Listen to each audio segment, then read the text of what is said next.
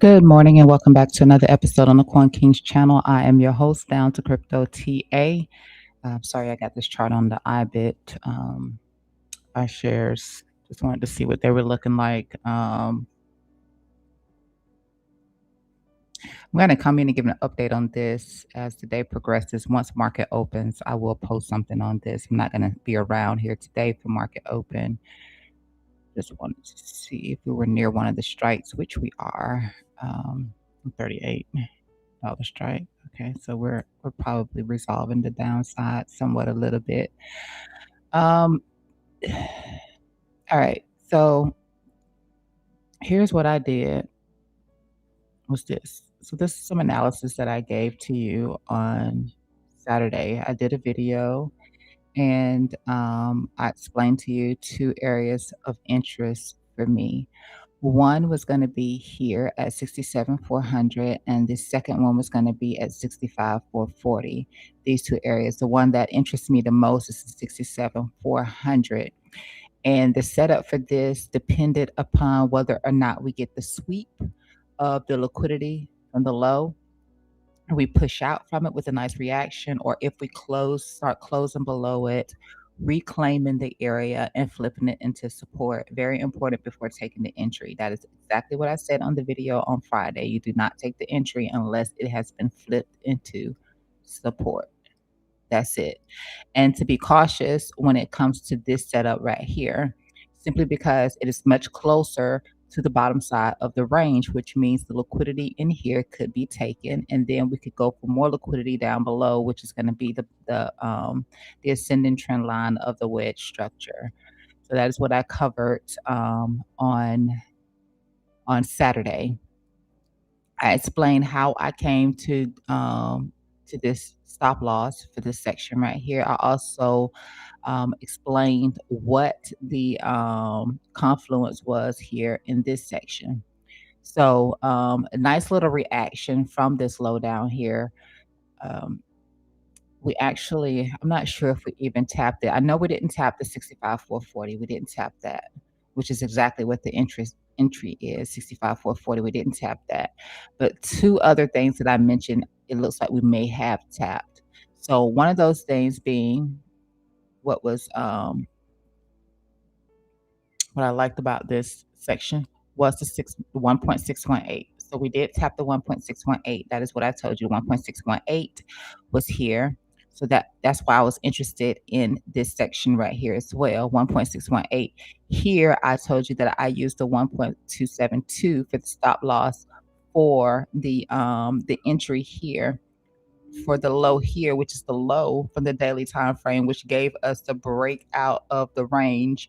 So I explained to you to not just focus on that golden pocket. Like, it's great that those things are there, but I wanted you to understand what would make this a good entry if it worked, and why you would want to play it the way I explained it to you, and not to just look at, okay, it's a golden pocket and it's a 786 there. So far, good on that. The other thing that I explained to you was here at this area as well. Between these two here is standard deviation 1. So if I put on VWAP, you'll see that we also tapped into none other than standard deviation 1 here. So we've gotten above VWAP itself now, because we rejected there, but more importantly, we were rejecting the previous prior a daily range. So we're rejecting a daily range in here. As we were coming up and trying to flip this area, we were rejecting a daily level. But standard deviation 1 is sitting here, where you have the 618, where you have some possible liquidity if they decide that they want to take it a little bit further. And you also would have the 618, the 786 as well. So that was the confluence for this area right here. I explained to you that I already have a long open from here. So unless my long got stopped out, I didn't have a reason to want to add to it or re-enter. I just because I said I'm not really fond of the long from here, but it is an option. It's an option that I'm not the fondest of. So my long, I think it came like a dollar and some change within tapping my long entry, and it did not stop me out, and therefore I'm still in the long from down here. So that is what we have so far this morning. Um, One of the nice things right now, I'm gonna turn this anchor view off. One of the nice things right now, or at least it was the fact that we had pushed above the previous day high. Okay, so we did just take liquidity from the previous day high, and if we close above the previous day high, then we've also, changed a little bit of structure on the lower time frame. This liquidity is what I'm looking for price action to take. Is very much on the table. So all the little boxes that you see here, all the little green and red lines you see right here, these are ranges that we were creating right in here. So we were basically doing a lot of consolidating through here, a lot of consolidating. The way I initially had this was it was a descending or ending, in my opinion, formation right here. And let's see if I have that maybe in this idea. Yeah, it is. So right here, this is what we were doing, and I was explaining to you the candle formation that I was seeing, but then we went a little bit further with a drop to the downside. Okay, so I did message on X as soon as this happened right here because I said to you we managed to get back above that 67,400. I said, but on the back test, price failed. That means the setup is failing. And the only interest would come from retesting it again. So it did get a little bit of retest here. Now it's a matter of it holding. So if price comes back down, then this is absolutely dead, and then I won't be looking at that anymore. In the story, it will not be looked at anymore if it does come back down because you can see that candle right here. The one that on the drop back down, on the back test back down, reclaim back in, and then this one right here actually happened to pop stop back at that point. So won't be interested in this anymore to be a done deal. I faded it out because the liquidity was already taken, so I just changed it to white just to kind of differentiate it.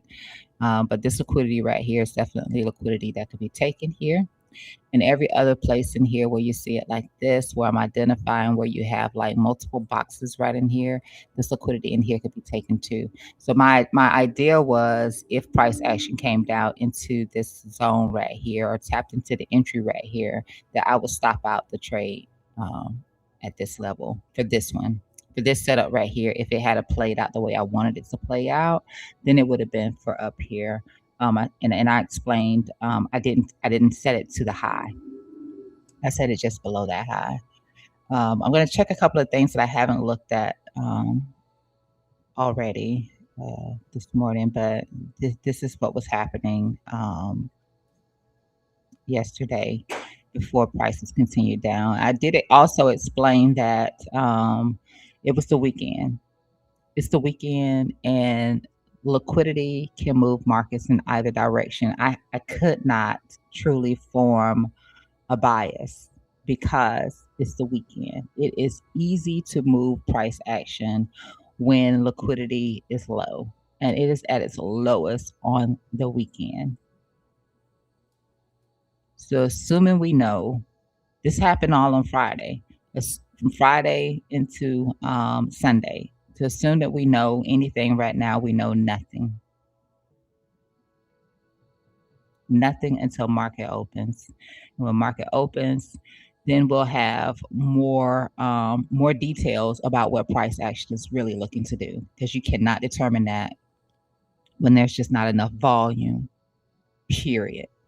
Just wasn't enough volume. So I was looking at the daily, and that was something that I was explaining as well. I did notice this right here that we were tapping the trend line right across here. So we are tapping that. Um,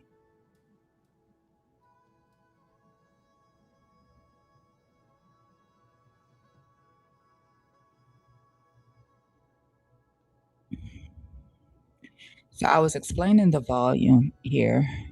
Let me turn off um, the daily level here. So it's going to look different depending on which chart that you're looking at with me. And I like to have different bias.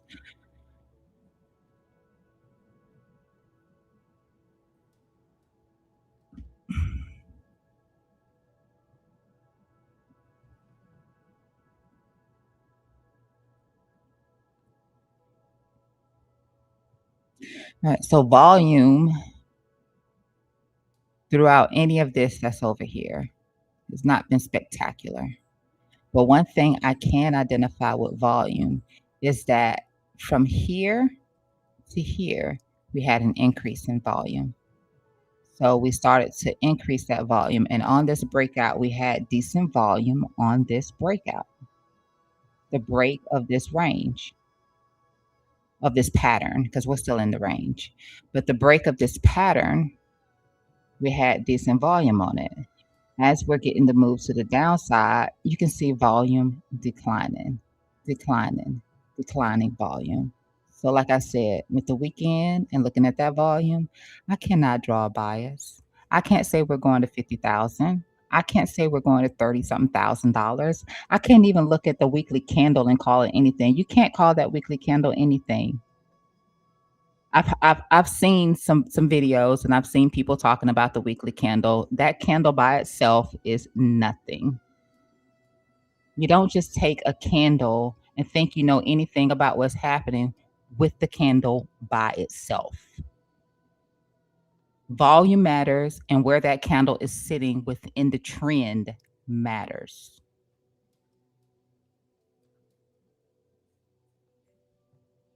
But we had decline in volume through here. We started to pick up a little bit on this candle right here. But nonetheless, it's lower than this one. It's lower than this one. And this candle is larger. And it's definitely less than the break. So volume is declining.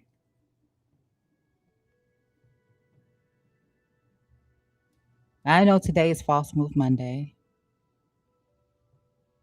And we may not really know until tomorrow, unless there's some news data coming out today or something like that. But we don't know much right now. So let's take a look at this. So yeah, I see the little candle, but it matters. It matters what this candle is sitting at. This candle alone right here it does nothing for me personally. It does nothing for me. Okay, weekend, yeah, you got it. Bears who were so pissed off about this pump to the upside did something. Um, I kicked the charts while they were down. Let's put it like that. How is that winning a fight? It's not. It's not. I slip up and you manage to get the upper hand. That's yeah. On my feet, you were nothing. That's how I feel about this candle. Let's take a look at volume on this because I actually haven't looked at the volume on it. All right. So pretty decent volume. Pretty decent volume. But it also matters where it's sitting at. It's not at the low of the range. It's not at the low. It's within this range, but it's not at the low. Usually those kind of candles make a difference when they're sitting at a high or they're sitting at a low. Right here, don't really care anything for. And this is what a high looks like. This is what a high looks like right here. This outside bar at this top, that makes a difference. This is not sitting down here at the Pico low, so I don't really take anything from that candle right there. It could be just as good as, let's just say, this one right here. You saw this one and you didn't think price would come back up above it, did you? It did. Any of these candles through here. Like, so that really doesn't mean jack squat to me because of where it's sitting in the chart. It has to be at the low or it has to be at the high. It's nothing in here, and you can find that everywhere. Anywhere through here, you can find a candle like that, and you can see that they got disrespected.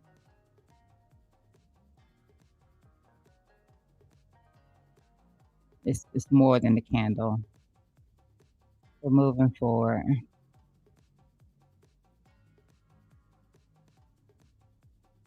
We're at resistance, obviously.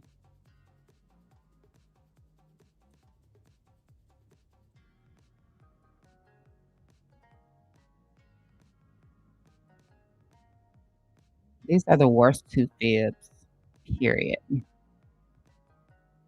The worst 2 fibs.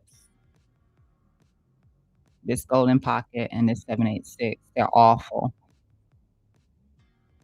And the reason why they're awful is because they sit near liquidity. That makes them poor fibs. They sit near liquidity. They're different from seeing a fib that looks like this. I'm just gonna pull this up a bit, and I'm gonna put, let's see.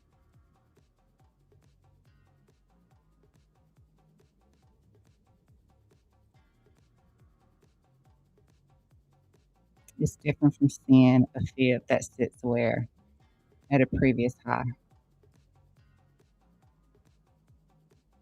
They're not created the same.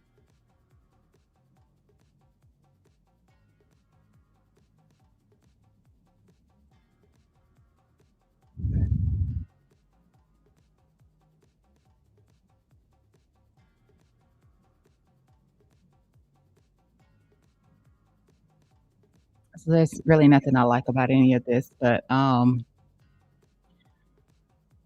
prepared to see what happens. Prepared to see what happens. So the same thing is going to go for this situation in here. If price does reverse and come back down, because we didn't get the close above this, like that's very important to get the close more than just a liquidity sweep. We want to see a closure. Actually, you do got a slight closure, but let me check for divergence on this. So the closure did take place, but let's check on divergence. And let's see what we have for divergence. So no divergence, no bear div across here. That's good. That'd be like the first time we didn't get any.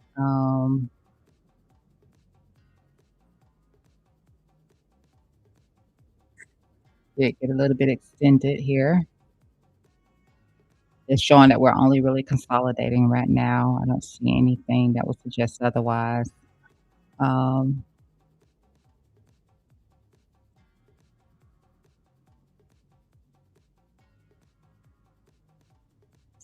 so check one is we don't have a bear div.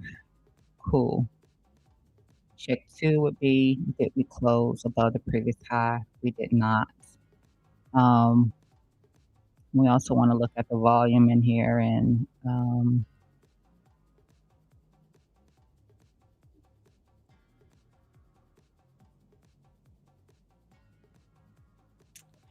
don't really have enough checkpoints.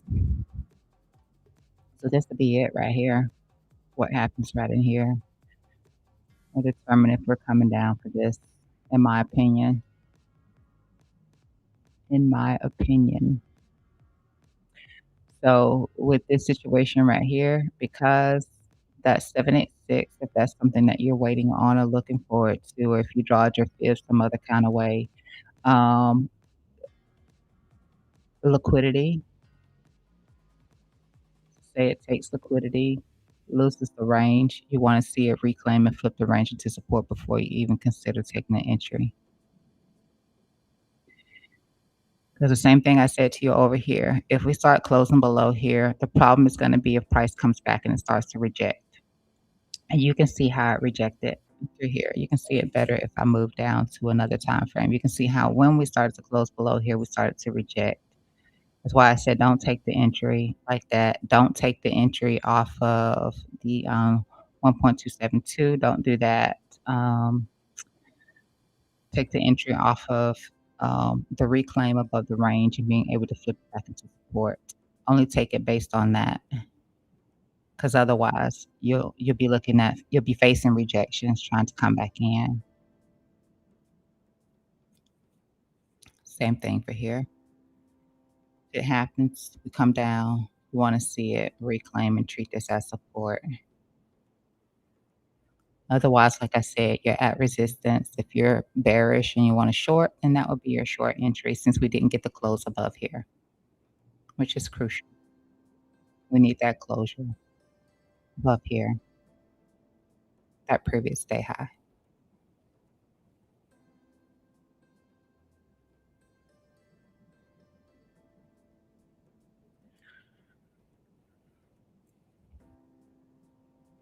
Now there is something, a time frame that I am interested in. I believe that it was my 8 hour. Double check what time it is. I know that I'm interested in.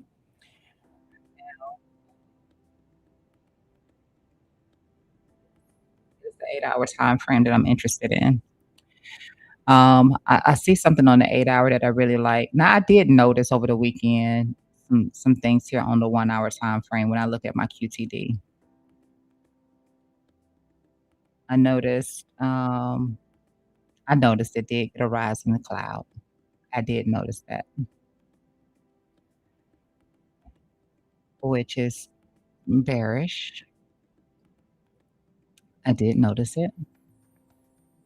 And it happened as we lost it, number one, when we lost here, and then it started to rise up above, a little bump. And we started putting in these bear divs across here. I did look at this on stream on Saturday. I didn't really get into it a whole lot, but I did notice the continuation signal through here for more downside with the bear divs through here. Um, so that was seen, and we're still very far from this cloud right now. Nothing on the 1 hour time frame suggests that it has the actual you know, strength that I would be looking for in terms of the indicator. So bypassing that and just looking at price action right now, and that's it. But lots of squeezes through here. I think even with the Bollinger, like every time we got into these zones right here where you see where we had the consolidation, of course, consolidation typically means some explosive move is going to happen. And once you consolidate, we had so many little small consolidations through here. But throughout here, we did get a few squeezes, I believe. Yeah, so we had this one right in here, and then we got tight in here. Where we had the descending or falling pizza right here, and that spilled over to the downside. We don't have anything in here again right now. It's just kind of consolidating, hidden resistance, and in every way possible, there's resistance right now.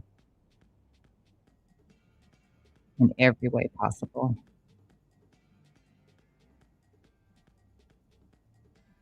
In here, um, the bottom side of the cloud was also in line with that golden pocket. That was something that I was watching for. That's why the golden pocket was like a big deal for me, as opposed to down here, because usually you want to stay like this. So we lost that.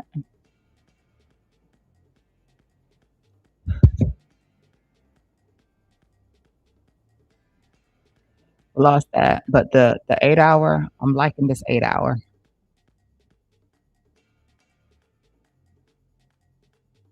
8 hour suggests that we can have some upside here.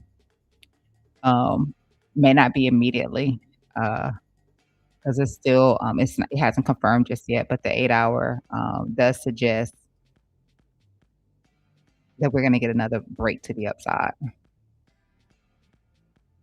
So I'm not looking for 50 or 30 or anything like that right now, because this does imply that we will see another break to the upside. Now, can it fail? Absolutely, it can fail. It doesn't more than it pans out more than not, and it suggests that we will see a break to the upside. So I'm going to keep my eyes on this 8 hour time frame.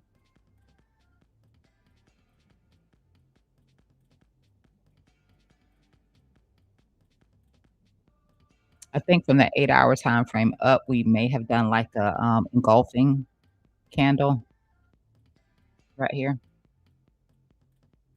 We engulfed from the 8-hour up, I think. Let me see. 6-hour, definitely 8-hour.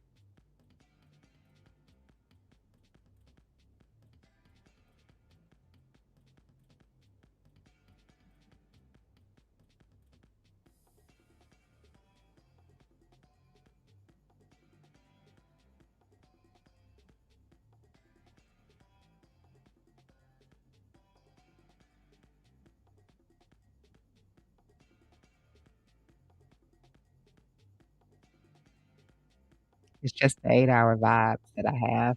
That's it, just the 8-hour. So I'm gonna be watching that 8-hour to see when that signal might be prepared to fire off, and I will keep you up to date on that.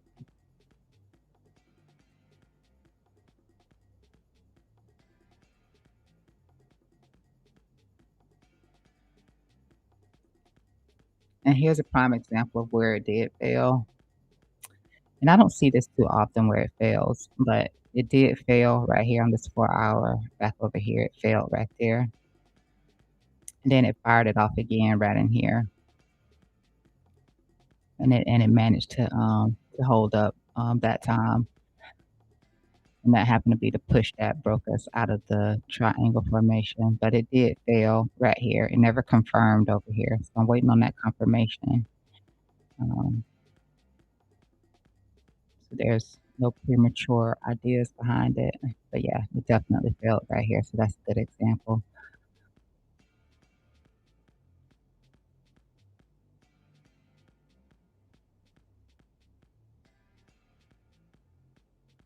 And I think we may have, but let me just, no, I was looking at that on the 1 hour. Um,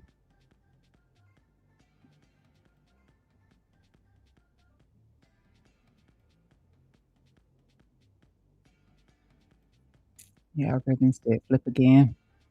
I'm only using the higher time frame flip, ribbons in here, but the ribbons did flip again.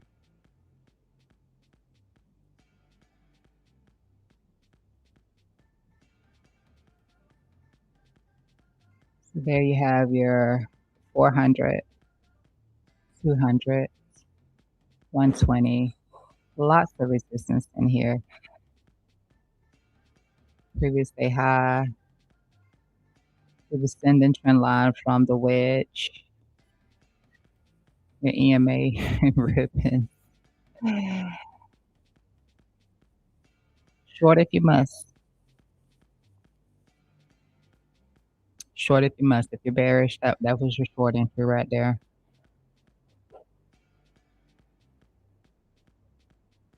This was the I explained this last week. This was the first flip here of the larger moving averages. This was the first flip that we got since back in January. After that, we broke through the triangle.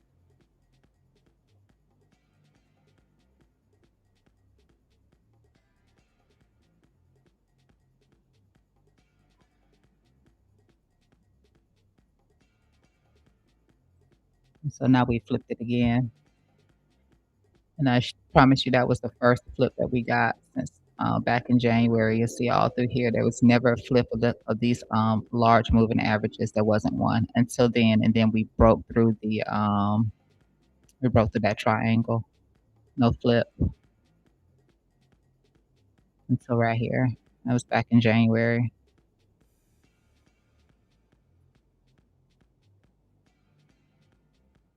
I was hoping that these ribbons didn't flip again. Too bad. They did.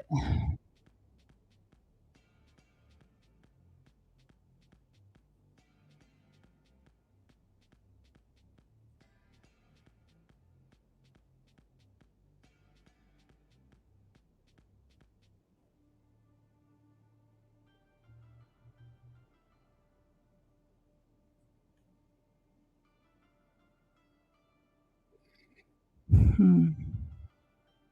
So it was that, and then it was VWAP too, wasn't it? That we were rejected from VWAP as well, right?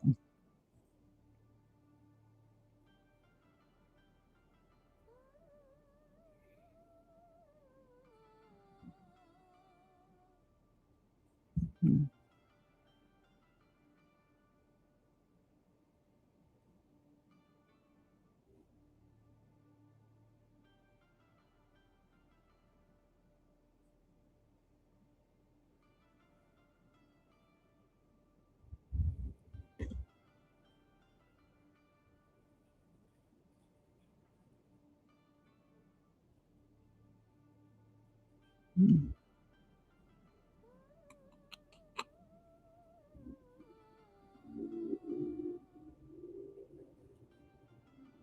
Yeah, you would have to hold that. Um,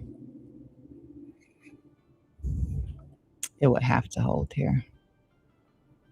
If it's not doing that, then um, we're just building more liquidity around this liquidity zone right here. Just more liquidity to the downside here. It's like 1, 2, 3. I was already talking about the semi-equal lows in here, and then this um, right here. We didn't take it that time, that first time. They could want to take it then, and then, like I said, the only thing about this again would be it would have to reclaim back above here. Otherwise, they'll take the liquidity from the trend line. As it's liquidity on this trend line, and you can see how we bounced off of it. It was perfect bounce off of that trend line. So they will take the liquidity from there, which is I don't like anything down here. And again, all of the fibs, they're not as secure of a trade to take when they sit at lows, because when they sit at lows, they sit near liquidity, which means price will break through those fib levels.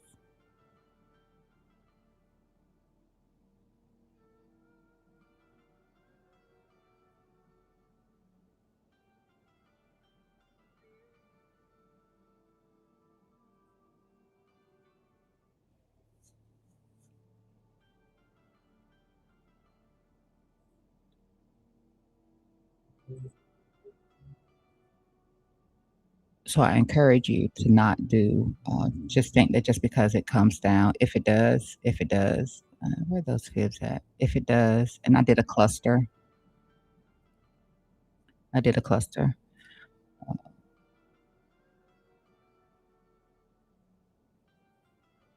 I wouldn't just take it just because it is a 786.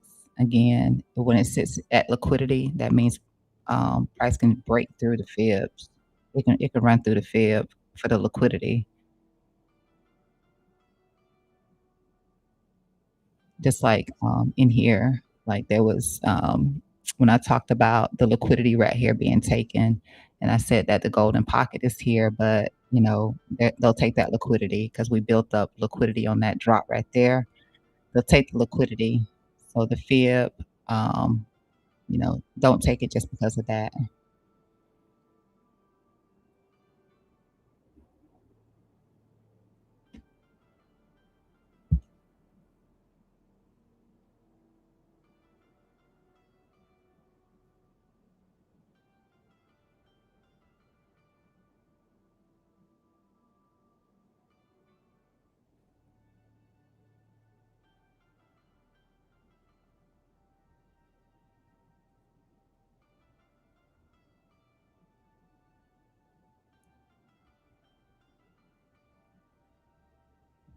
Let me just kind of see what that was.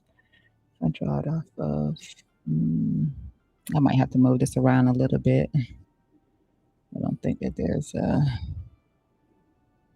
good option for this. Might have been that, possibly a 50. That's going to be bearish in itself, but that's bearish in itself too. A 50 rejection.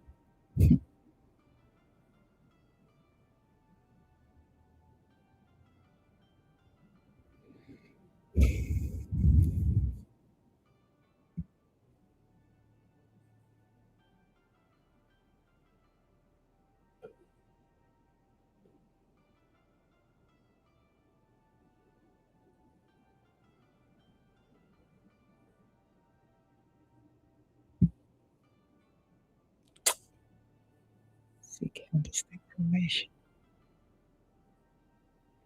Oh yeah, that's a rising. Ugh.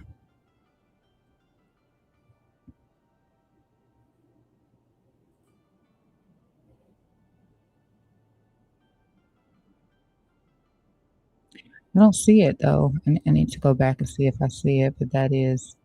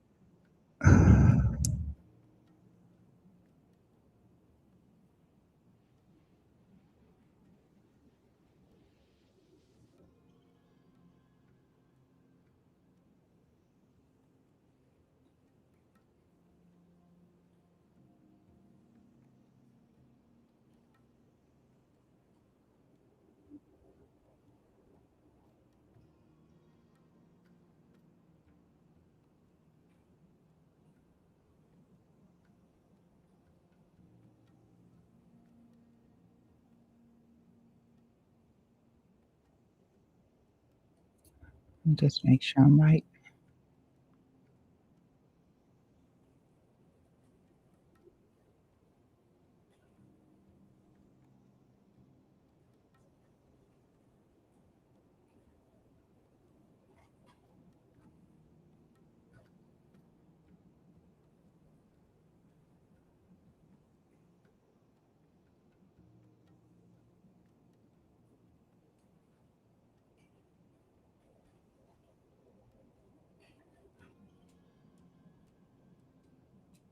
Yeah.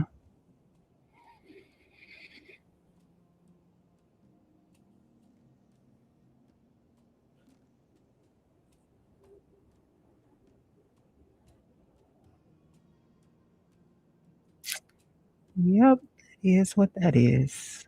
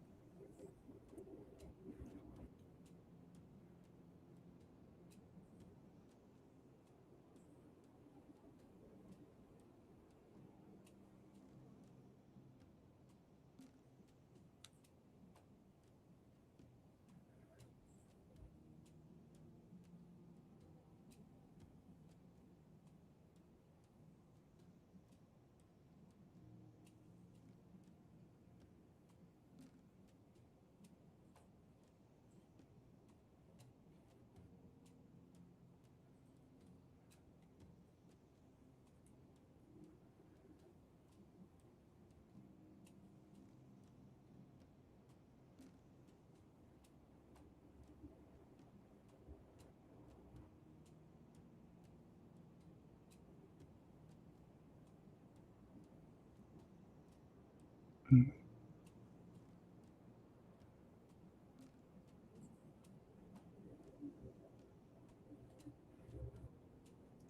It's a common reversal pattern, I know that much.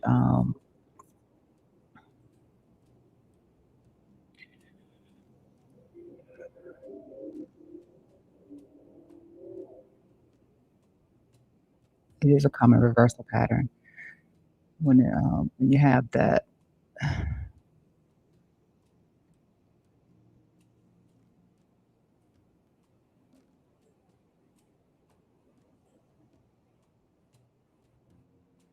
It's this same, reversal pattern. I forget the name of it. I got a list of, my patterns for myself too, but it is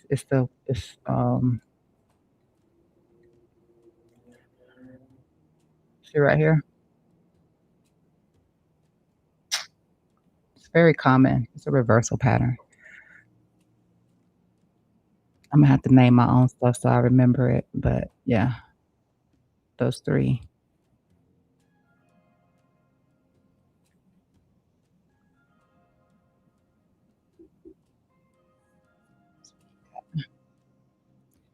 Those 3.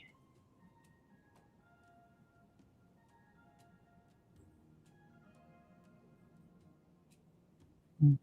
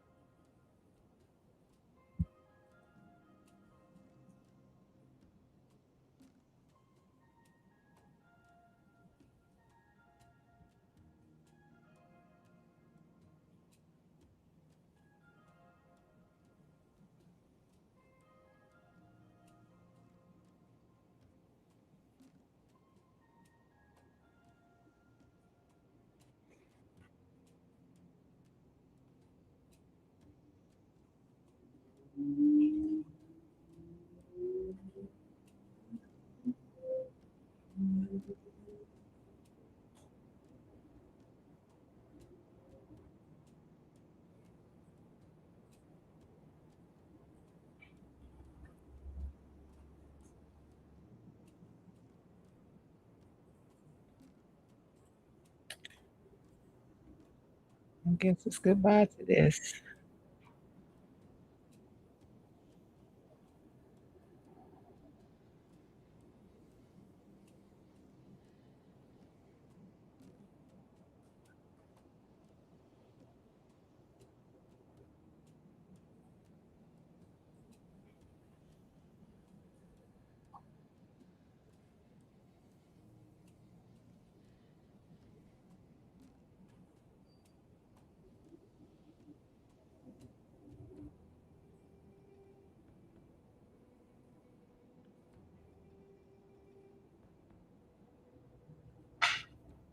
boy. Um,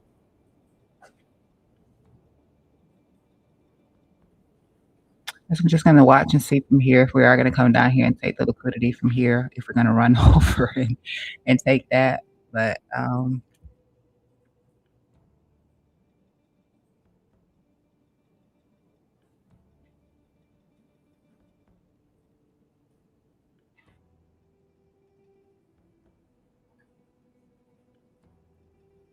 I would not try to be in denial of all the resistance in here, the candlestick formation, all of that good stuff. So it is what it is.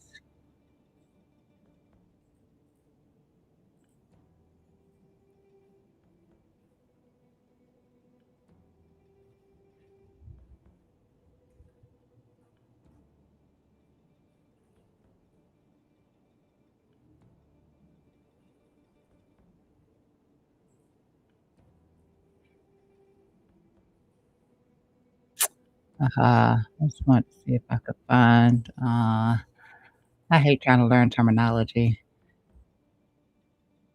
because I'm just not gonna remember terminology. I can recognize patterns real easy, but terminology and something else. But the actual term for that candlestick pattern that they use is called an advanced block.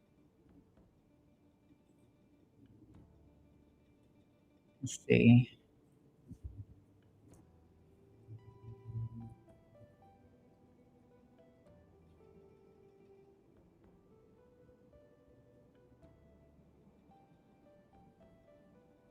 Candle color doesn't matter. But that's what it is. Um,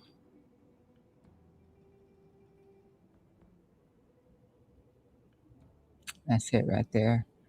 Advanced block. Whenever you see that, yeah.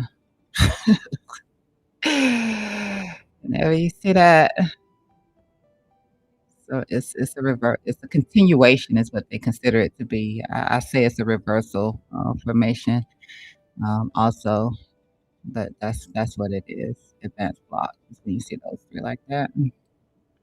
Yeah.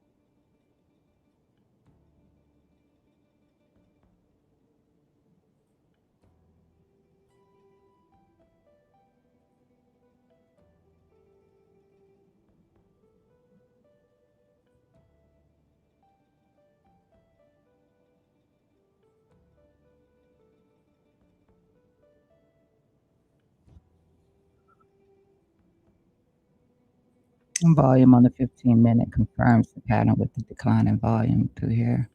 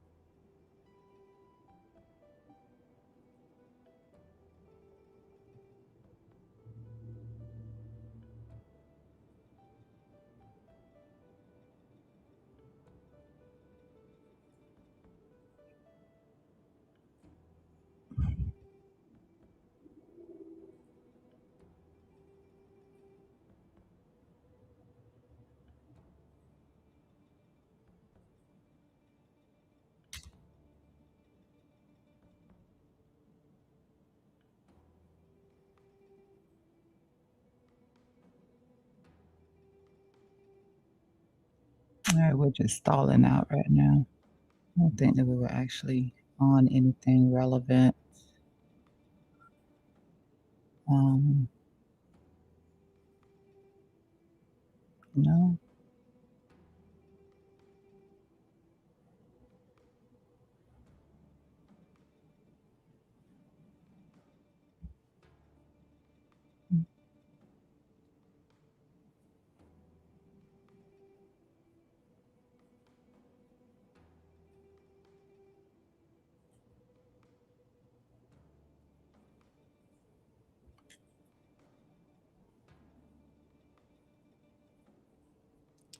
I'm gonna drop to the 1 minute.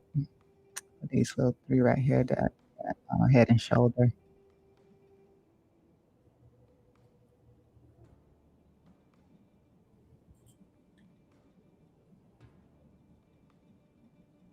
It's not the cleanest head and shoulder, but it's there.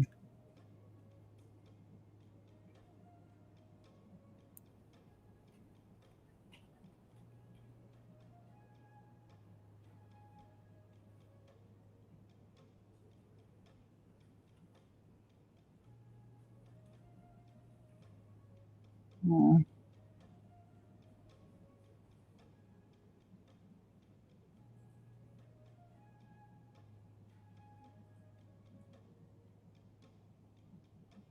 I still don't see us going to 50,000 right now. That's just the reality. So if you're waiting on 50,000, I think you're wrong. I don't mean to sound cocky or anything like that. I just don't think you get the $50,000 first.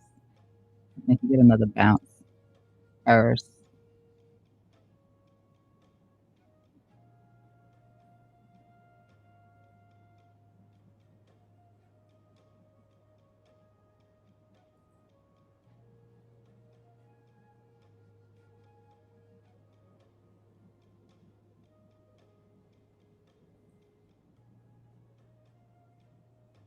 Oh, speaking of which, let me check this weekly time frame. I recall that we rejected from the standard deviation 1, and let's see how the Bollinger's changed in here since then. It hasn't really changed in here. Oh, I guess I better shut the F up about the 50,000 since, I did drop closer to the, VWAP, and that 50,000 it did. It actually did. I'm in denial or something. I don't know. I just don't agree.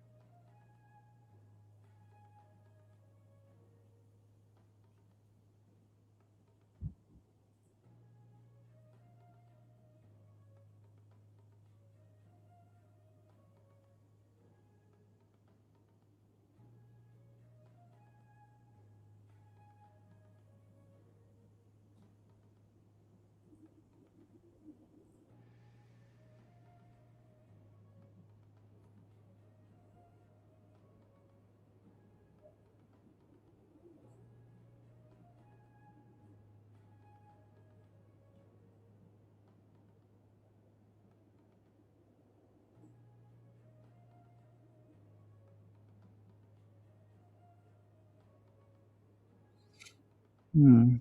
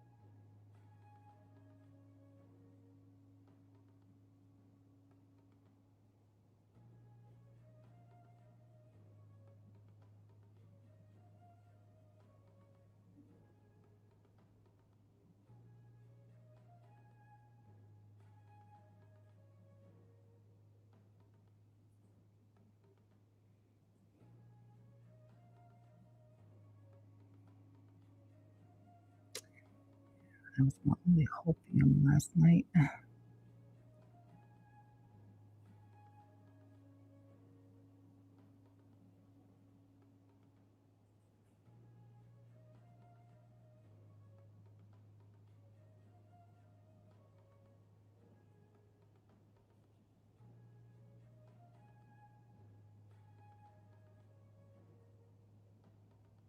Well, I hope y'all short. Um, the bearish anyway.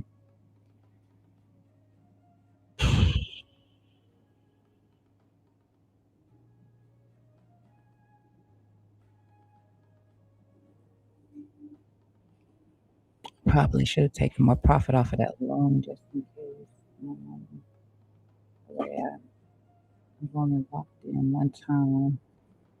It would be useful to open it again, I'm sure.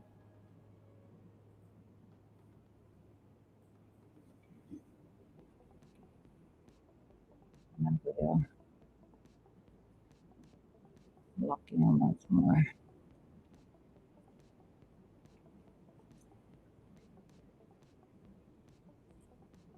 Okay.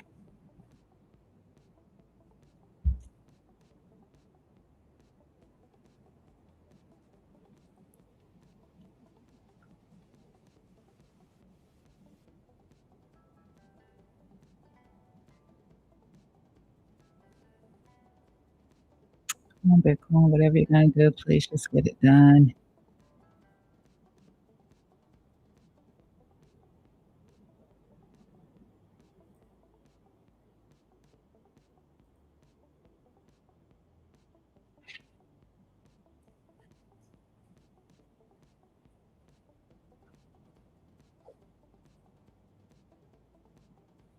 This should at least take out this. It should at least move down.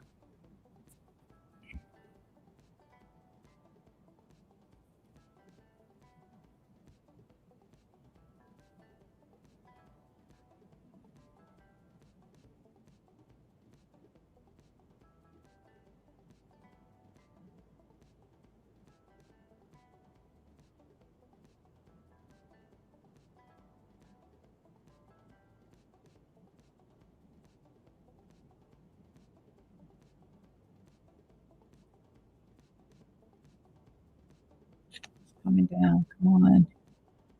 Let's get her over with.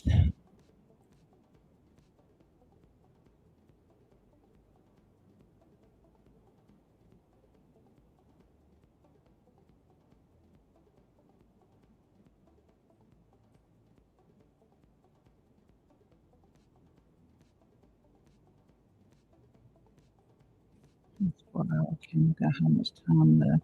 1 hour.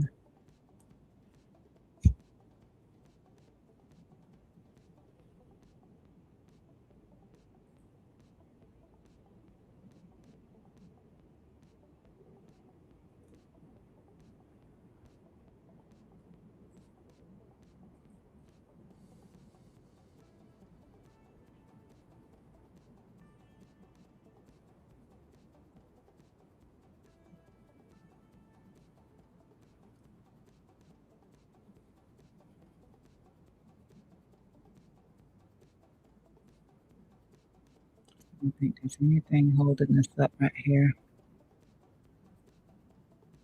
No, not really anything holding us up.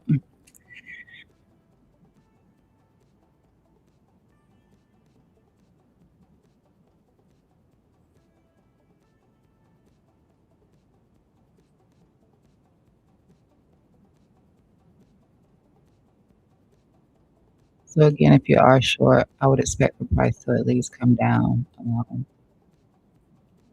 back to the low where this move started at. Check this out. That's a pretty decent short. Um,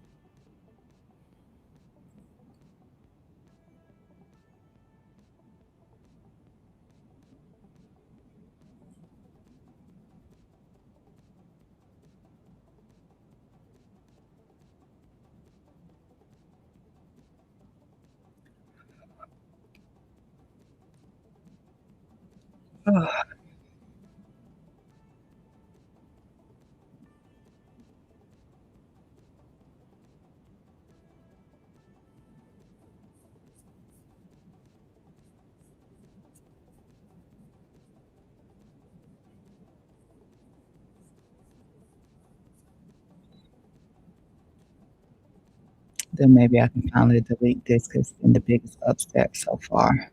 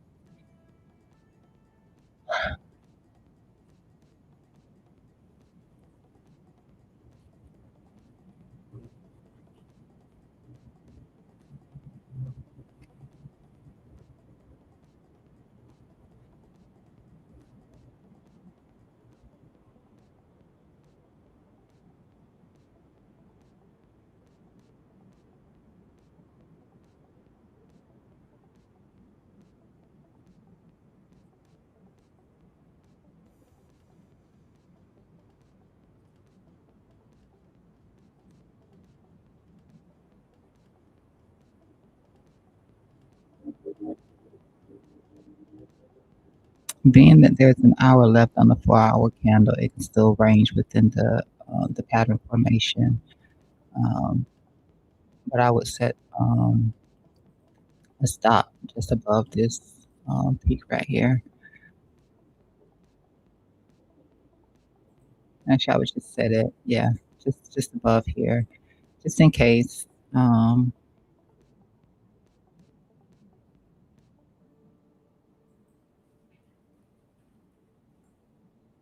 the liquidity in here, since it can still range in here till that 4-hour confirms uh, the ending of that candle, can still target this liquidity before breaking the lows of the pattern formation, if it's going to do that for my bears.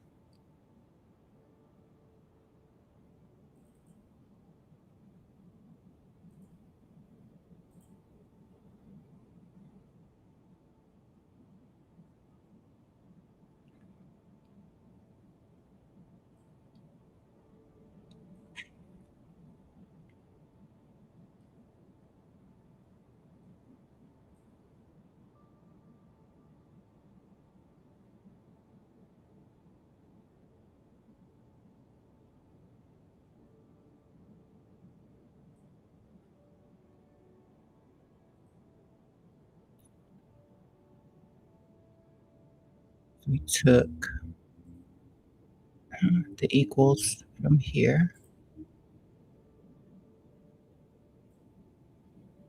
and then this was the other range that we put in right through here. Hmm, Probably should have just said that.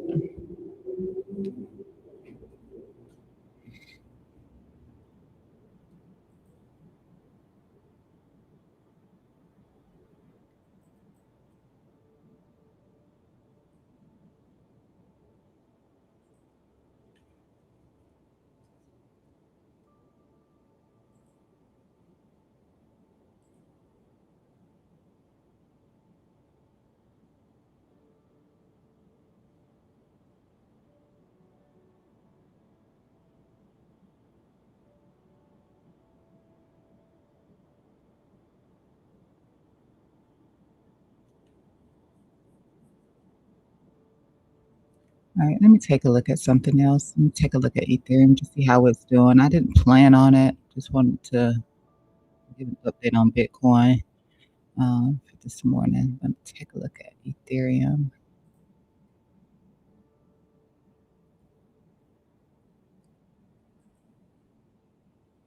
I haven't actually updated any analysis on ETH.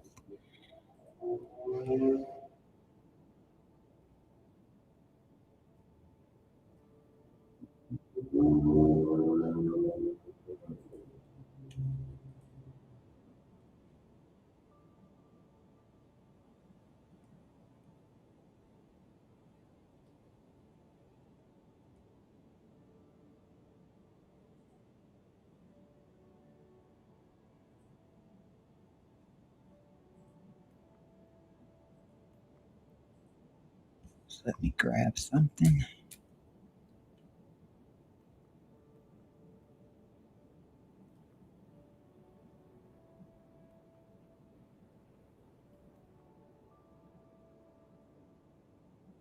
Sorry, see why I didn't see it then.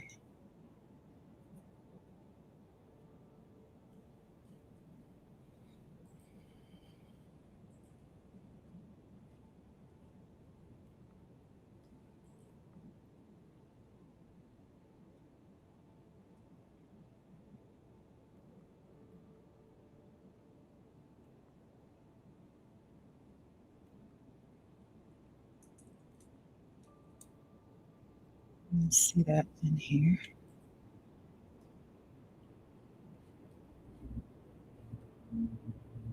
It's weird. Let me just double check.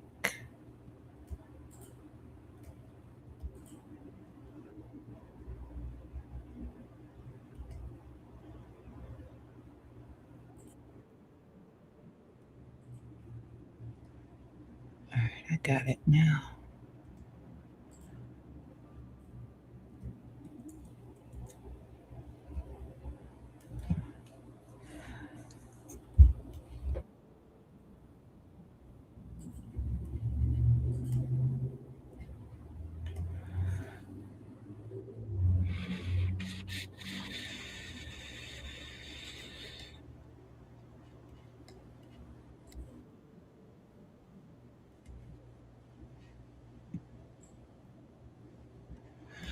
It looks like Bitcoin right now with a little continuation, possible continuation signal in here. Let's take a look at the fibs, which probably is sitting down here too. I'm gonna draw from this one first. 786. This one actually tapped at 786. If I move it down to here, yeah, let's keep it like that.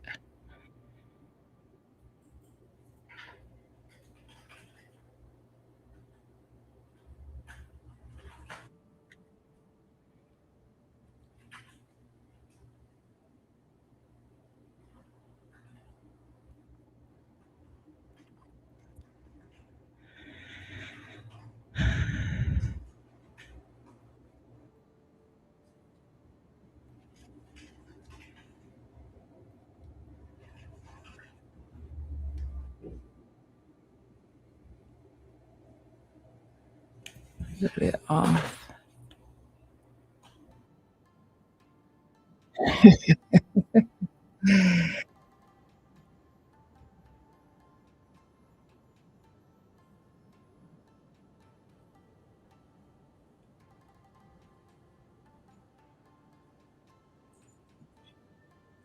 Mhm.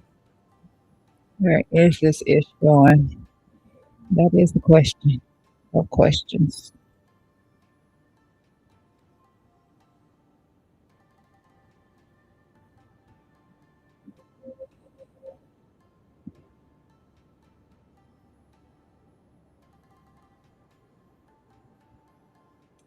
That's a back test. Mm, pretty sweet.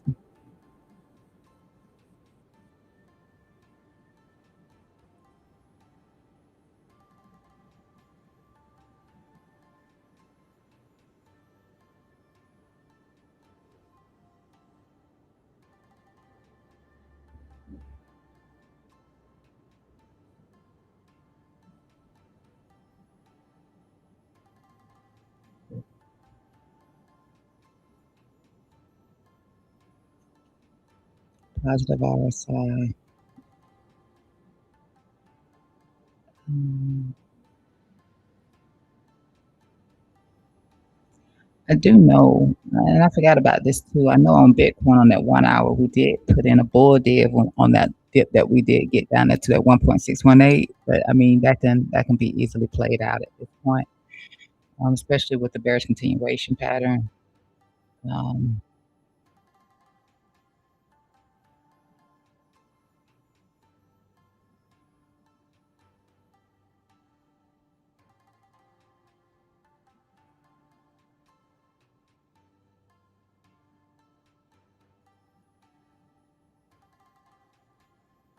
And while I am not bearish, I know a lot of people are. So taking a look at that. Um,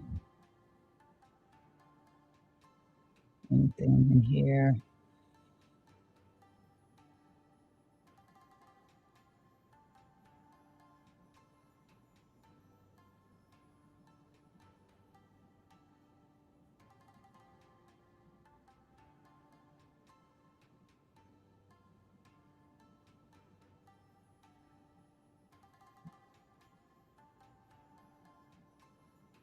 This doesn't, I mean, mm, Ethereum doesn't look too bad, but I know whatever Bitcoin is doing, Ethereum is doing. And so,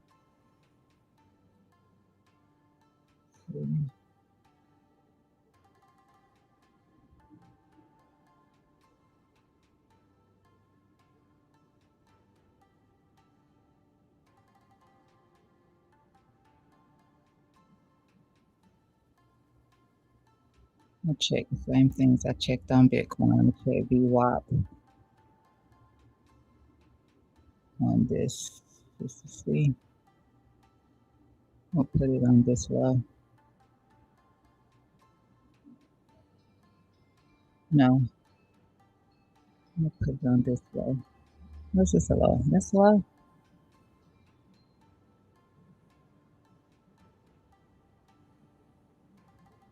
Okay, so it basically did the same thing. Standard deviation 1786. No liquidity sweep up this low. We did take the liquidity from here, which was equal low liquidity.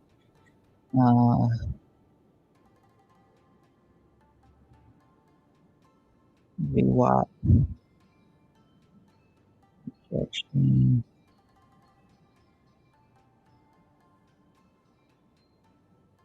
Potentially, then possibly the 50% retracement with everything.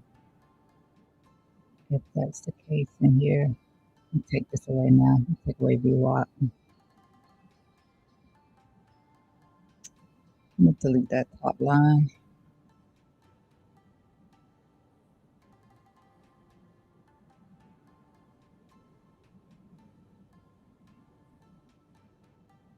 It's probably 50 for Bitcoin.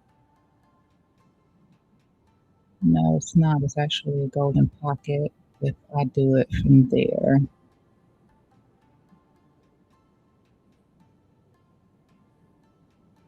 I do it from here. It's about a 50, but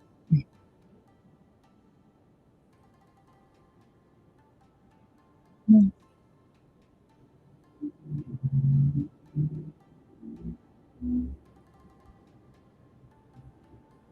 see what liquidity is. No liquidity is here. These guys.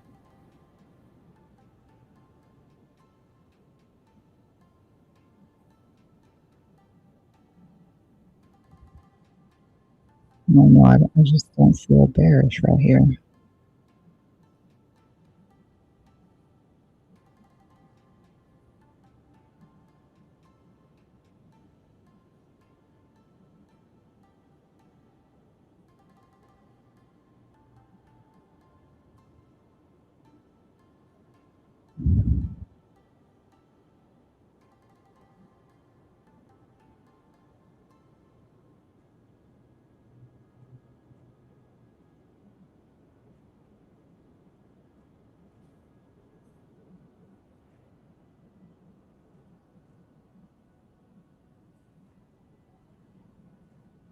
I did something sort of similar. That's kind of wonky right there. Back over here. That breakdown it took a little time.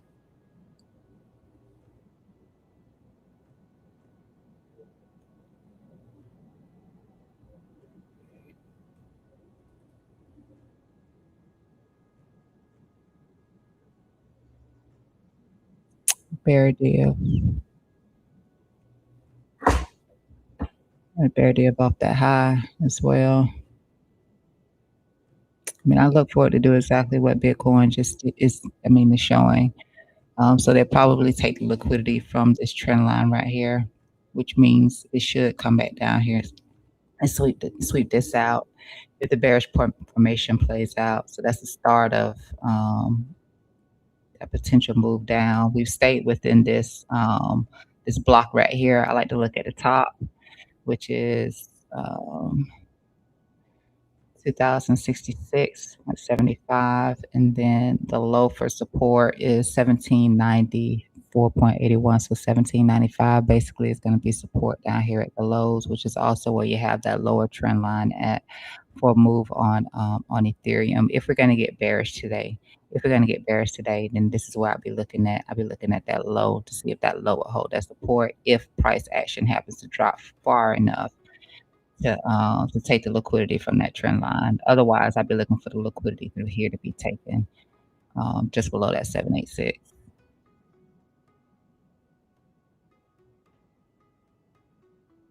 We definitely got the bear div through here.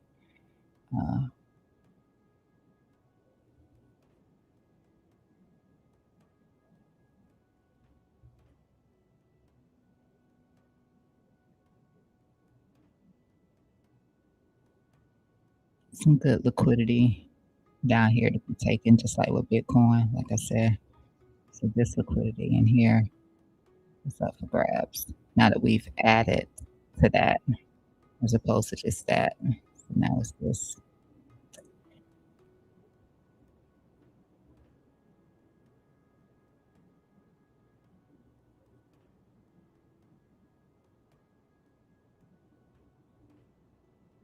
There's not really any interesting liquidity down here. So I would probably focus more on the liquidity through here. Yeah, so they come back and take all of that.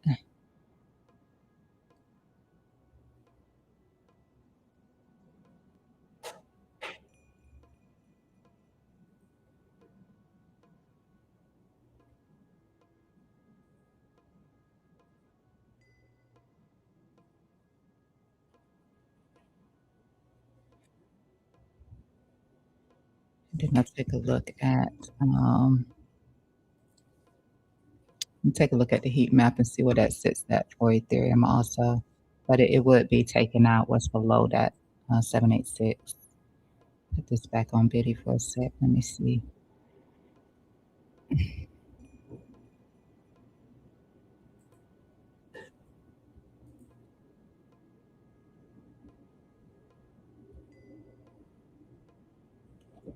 No, with Bitcoin.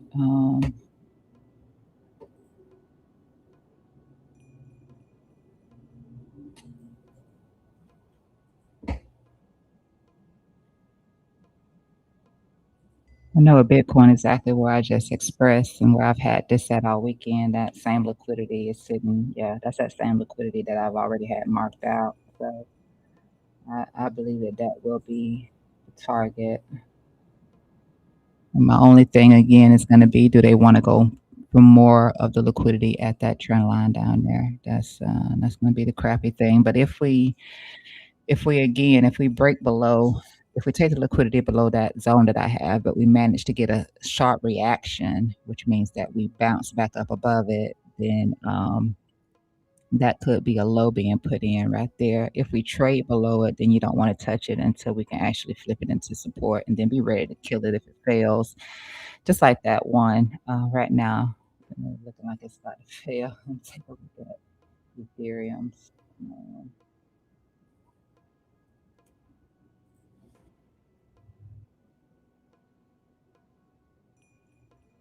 Probably the same thing. Not necessarily.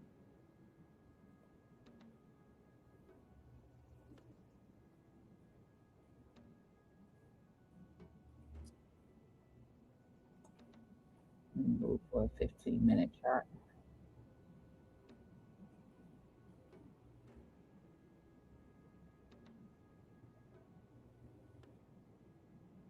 That is that down at that 786 right here.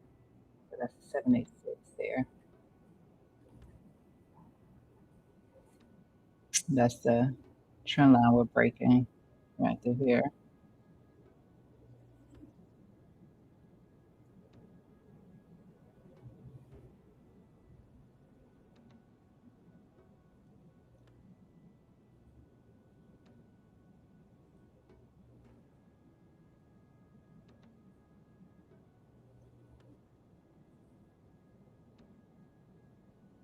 So I said that's what we're about to do.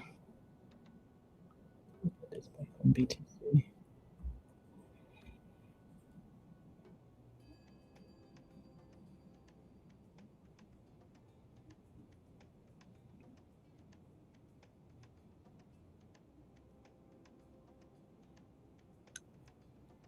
And that's the liquidity we didn't take up here. Unless they just start piling on. But that's the one that you're seeing on my chart that we didn't get into. Mine's reached 68,642. That reached 68,616. The main portion right there. So I'm right here. And that is reflective of a 15-minute chart because it's 48 hours. That's that liquidity. Then, like I said, the liquidity that's sitting down here.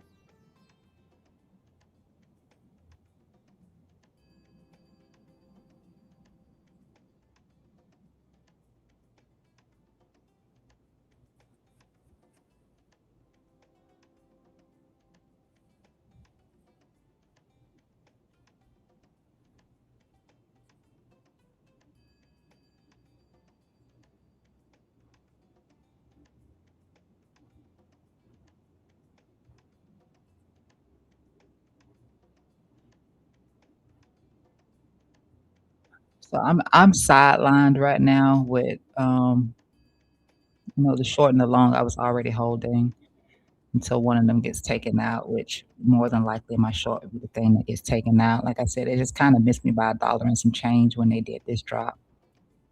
So any move back down here, I'm still not going to get interested again until that 8 hour plays out, or until I see something in here that's worth me at least a closure above that previous day high, and it might not get that.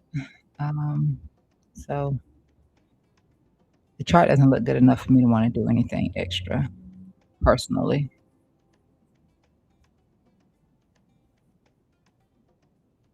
I'd rather take no trade, which is also a trade.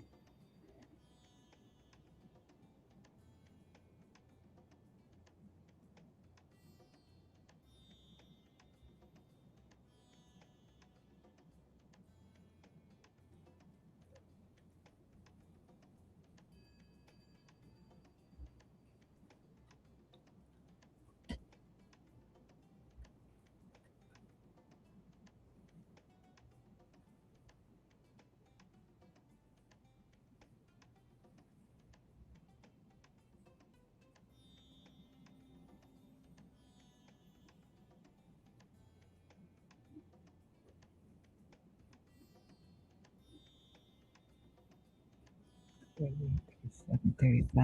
Let me just see. I bid a little bit.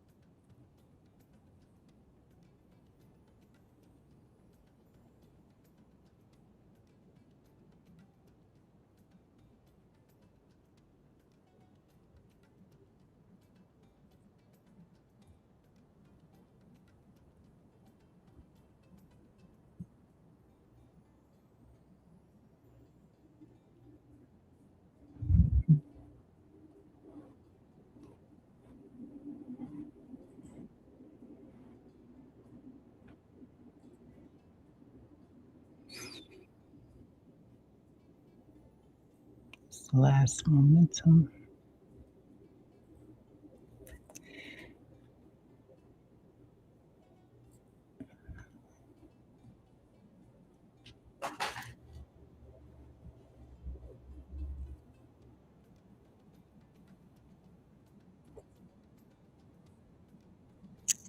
Building a CM gap.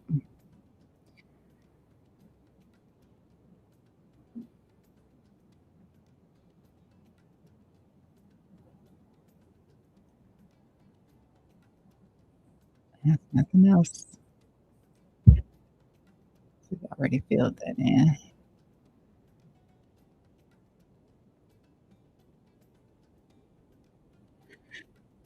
And this is basically the same.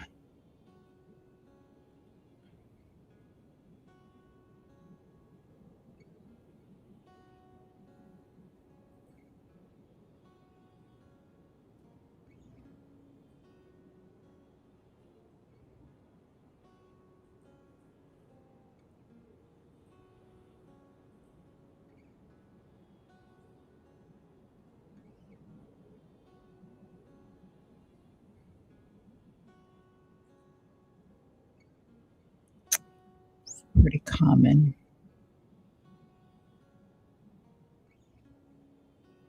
I'm just gonna put a block around this entire thing, but that's a pretty common gap right there.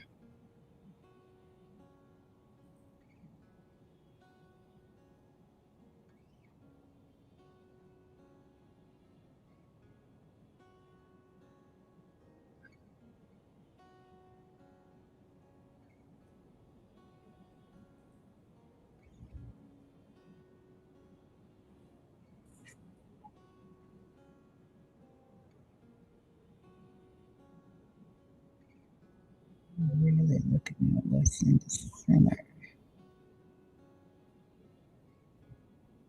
So it's basically from that center down.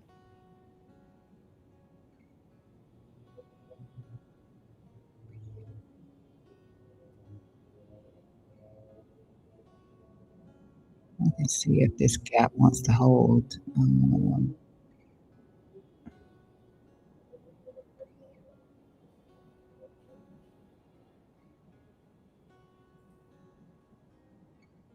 The low first. Let's see. Let's see. 15. Make sure that's correct. The lower part, but it doesn't matter.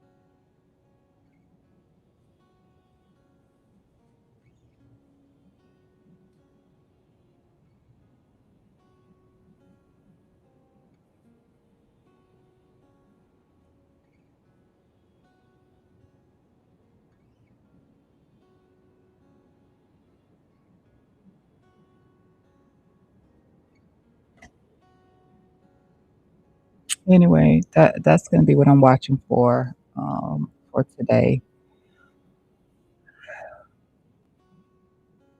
30 minutes left on that 4-hour candle, but again, bearish formation, and you have a engulfing over here on the 15-minute time frame for this drop down into here at least. I do think that with that formation, that this liquidity in here would be the liquidity that gets taken down here on that 65,440. Just a matter of if we're losing.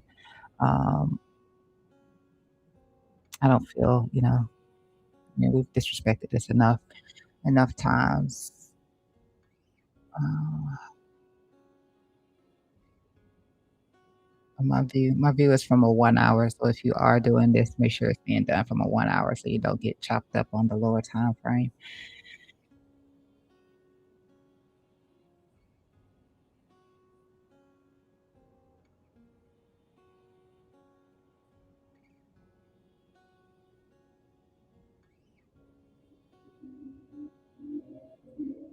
volume is declining in here also. Um, the only thing I could see is maybe taking this liquidity right here.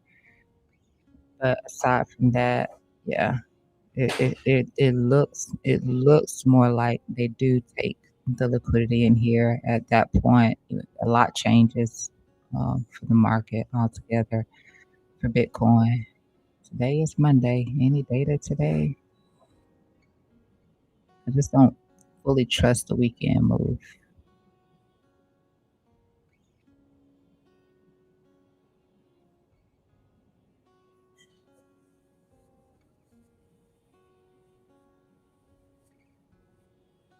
Nothing.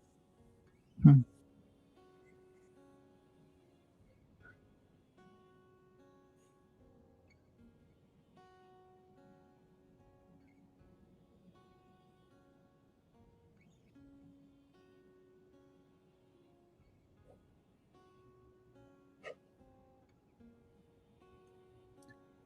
So nothing today. It's cool.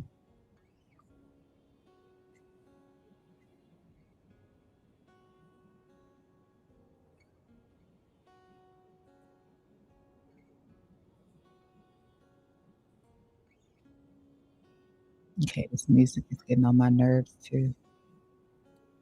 All right, that's basically all I got because we're moving really slow in here right now. You can see the numbers in here. If you want to take those numbers, you can. They're just liquidity zones identified through consolidation ranges, equal lows, equal tops. The market might be interested in, and especially this one right here. Uh, this one's already been tapped, but this is the one that was being used for the flip. And it like I said, you got multiple situations in here that mark that as resistance, along with basic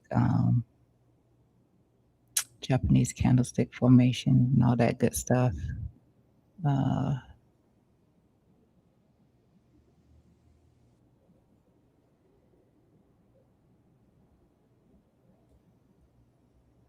and that I still lean bullish.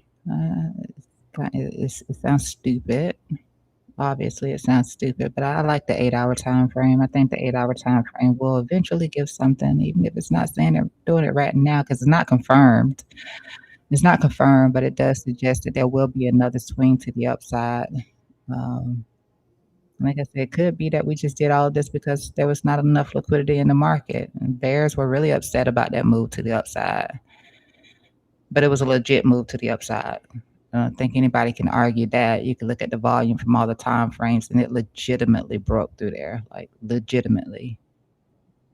And I can't really say the same for the move to the downside. I just think a lot of people are truly bearish right now because it happened and not really paying attention to other things that, that back it up.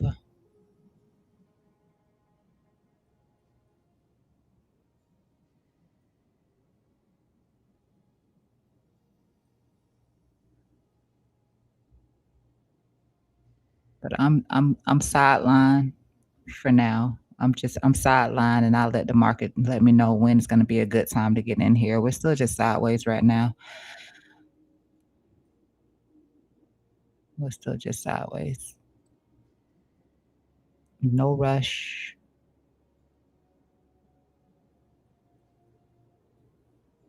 I'm in no rush.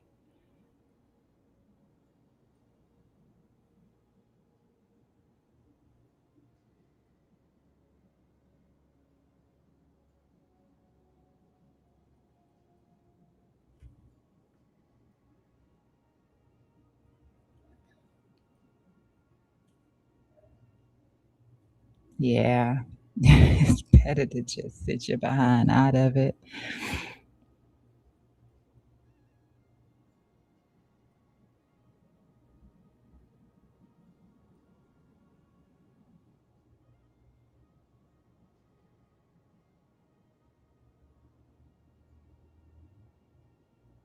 You can't really prove anything with little volume and little liquidity. You can't really prove anything.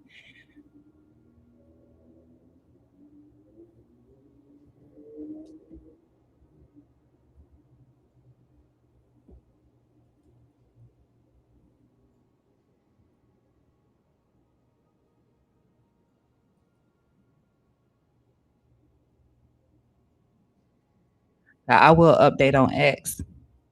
And don't forget, calls were heavy last week, and that move to the upside.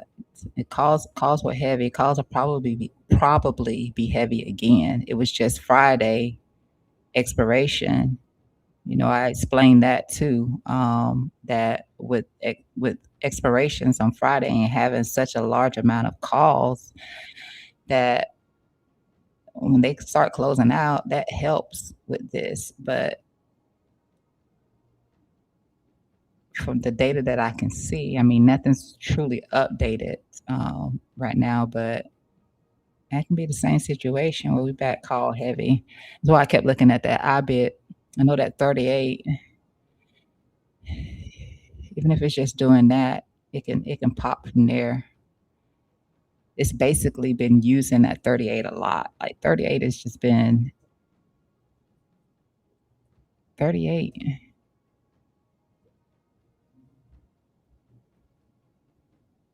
I mean, 38, 37.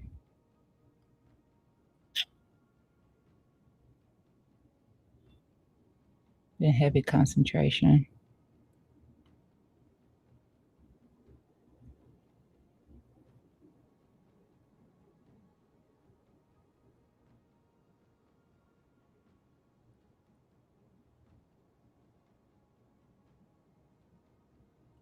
I think overall this month, I don't want to say with certainty, but I think overall this month is more call heavy.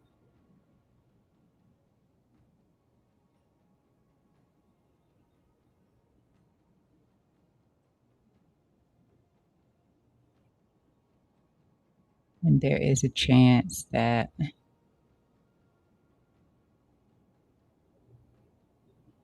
a chance that we come to the top side of the range still.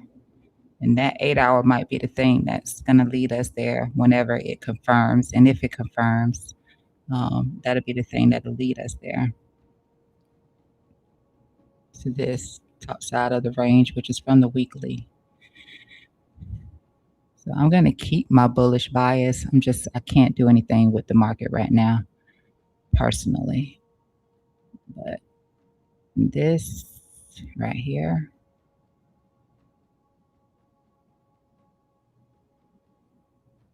oh, let me block this.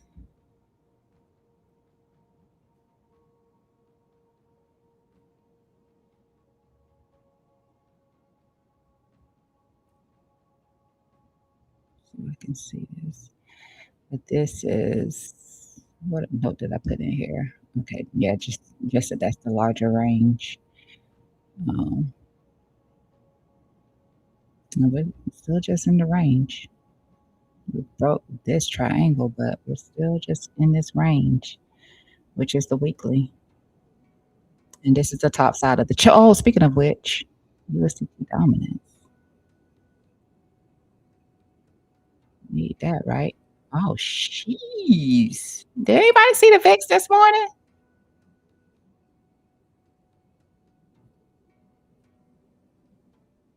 So we finally got past this level right here.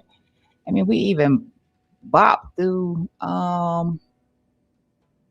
this zone right here that we're just sort of. Oof, I didn't even pay attention to the VIX this morning. Holy smokes, that man.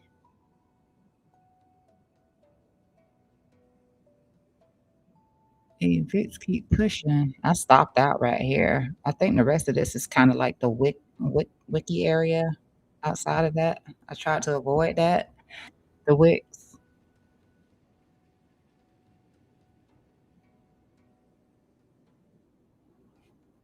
Wow, VIX.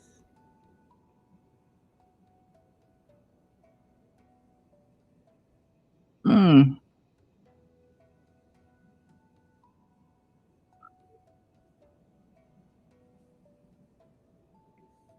I gotta figure out what else is happening with this now. USDT dominance came back up to resistance, obviously. Resistance area right here, the 821 to 876. And just like the last thing we were talking about was not getting past that midpoint, um, not getting past that midpoint, which we've back tested that twice now and rejected both times. We took out those equals that were in here and understood that it could hold here as support. It's still a bearish formation. This is still a bearish formation. It's ascending broadening top, bearish formation. A descending channel is a bullish structure. Not that I think Bitcoin is about to blast up to highs or anything like that. I just think that we could at least take the top side of that range with my bullish bias. That is my thought. I know what kind of budget structure it looks like we're trying to make in here. I don't like it, but obviously doing something in here. I don't really think that's a pivot. I'm gonna draw off of it anyway.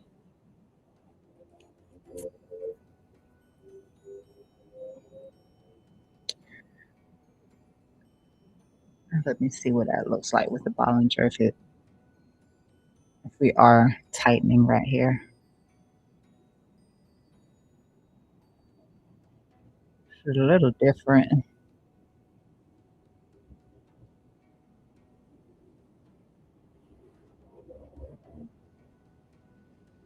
Almost seems like it's more about, let me make sure I don't cut anything.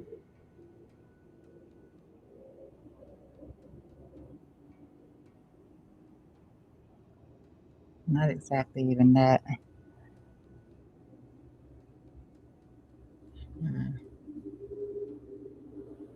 I guess I'll leave it like this. Let's see. And this is rising up, so I don't really think that it's squeezing through here necessarily. Let's see. Two. Okay, so I mean it is doing something right through here.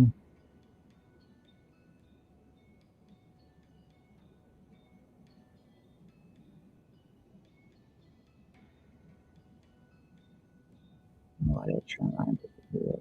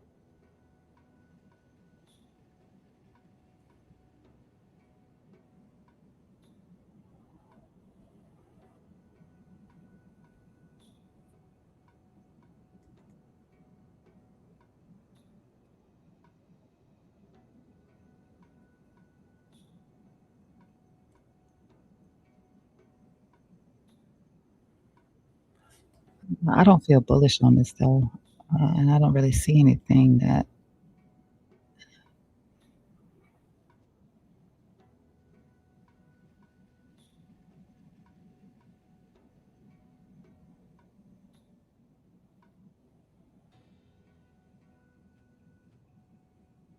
get rid of this now.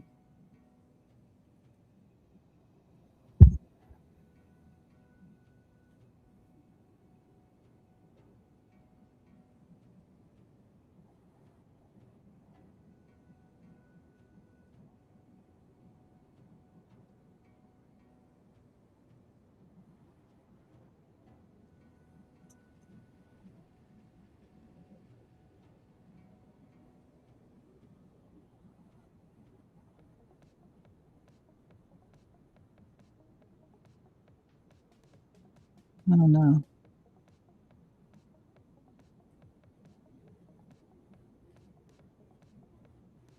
just know that the larger pattern is bearish, and I would expect the price to at least come back down to here.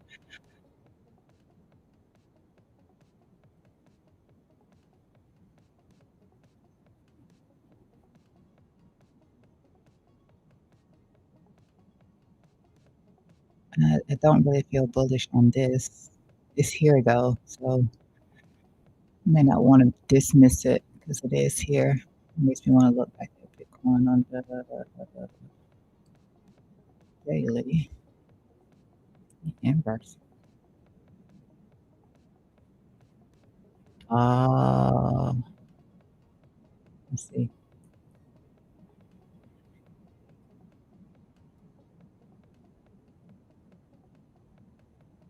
Maybe, yeah, maybe I'm missing something. I was just looking at me inversing.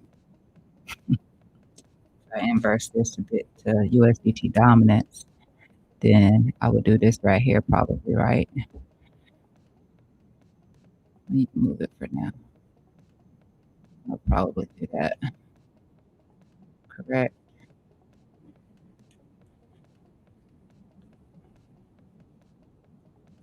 And then it would look like that instead.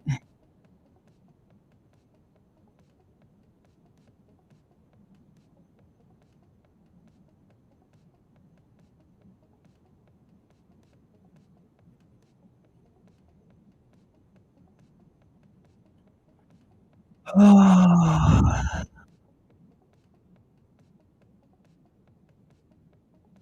yeah, it would look like that instead. It wouldn't be this anymore.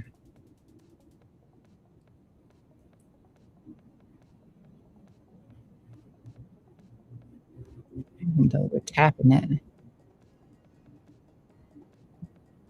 or even though we did tap it. Hmm.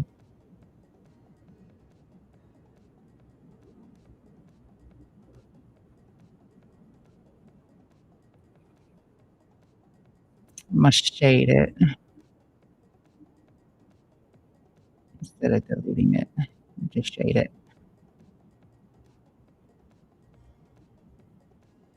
Then I do the actual newbie. And I'll darken this one out.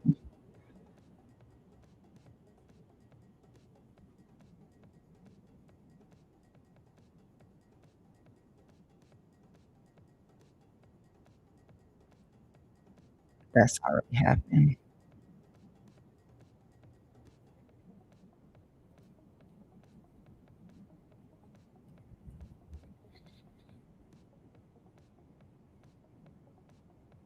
Mm, okay. I guess I needed to do that.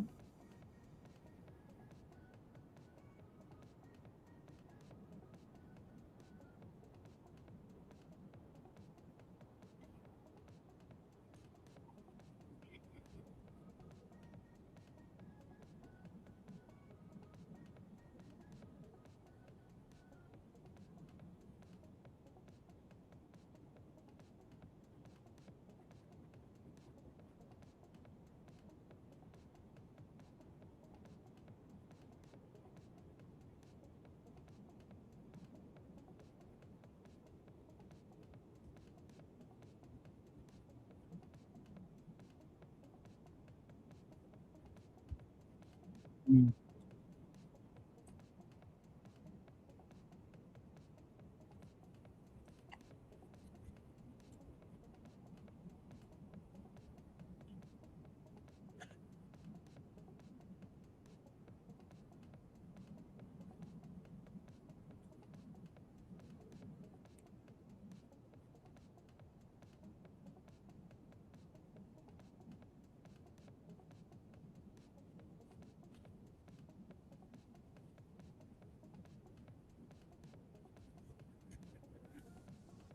I know I'm gonna sound stupid, but I still don't feel bearish on that Bitcoin chart. I just don't.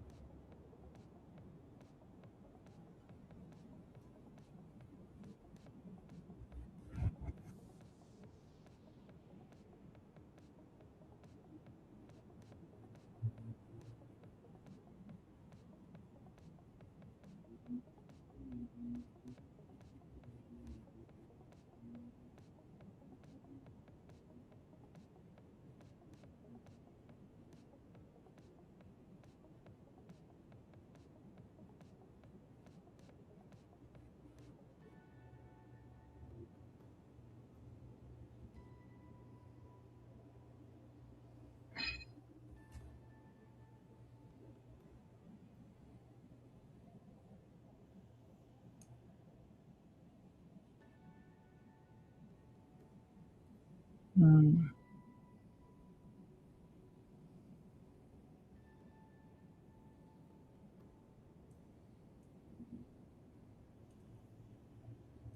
I don't know. I just don't feel bearish yet. I still was short it.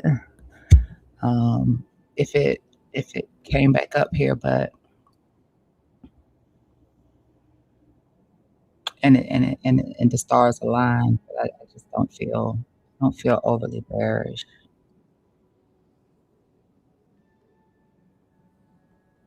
But I'm on the sideline, so I guess if something comes up, I will put it out there. But this is all I'm trying to work off of today is these levels. That's it.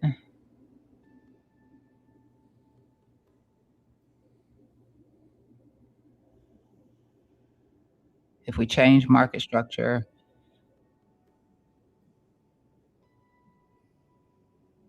um, with the daily, basically it had to be with the daily because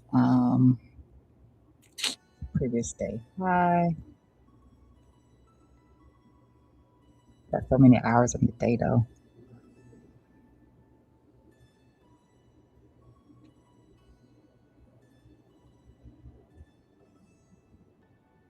But if we're trading back above previous day high, then we are changing market structure on the lower time frame. And by lower, I mean at least, from 15, well, I'm gonna say 1 hour. It's the 1 hour for me. Today it's the 1 hour and the 8 hour.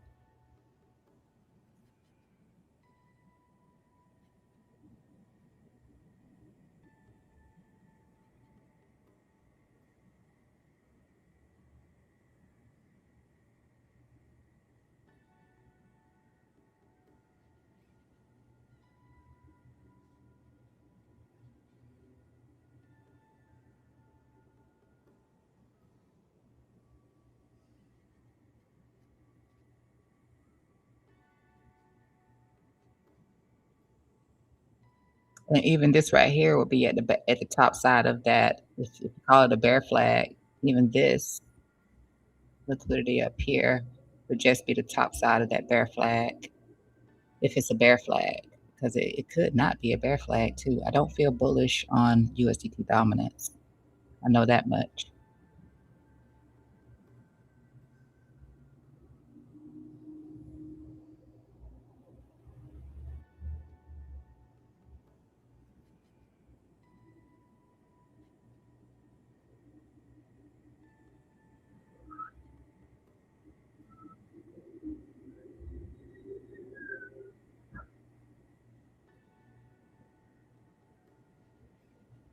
And if you think that that's a wave four, if you think that that's a wave four right here,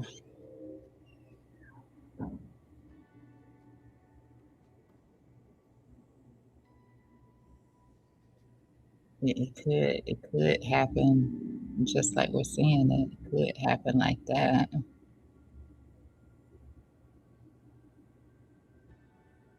Like it doesn't have to.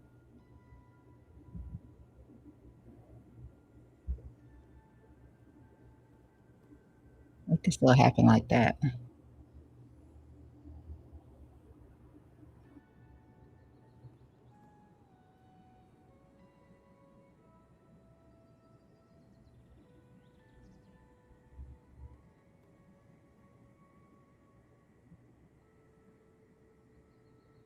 I don't know how you would be counting this.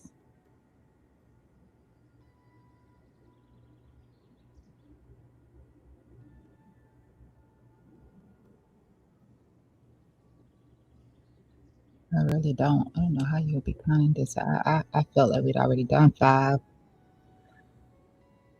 and I know we could do a 4-5, but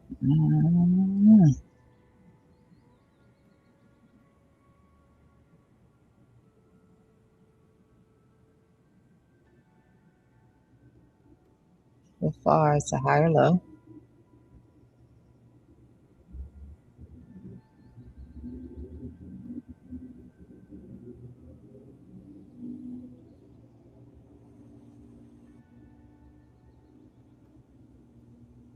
Yeah, so far it's a higher low until it's not.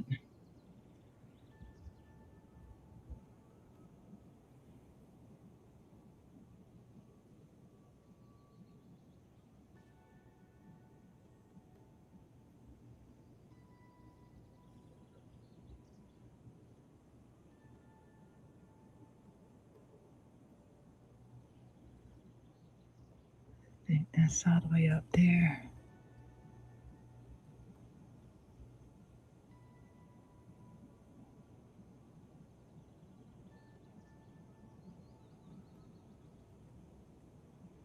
So it leads back into there.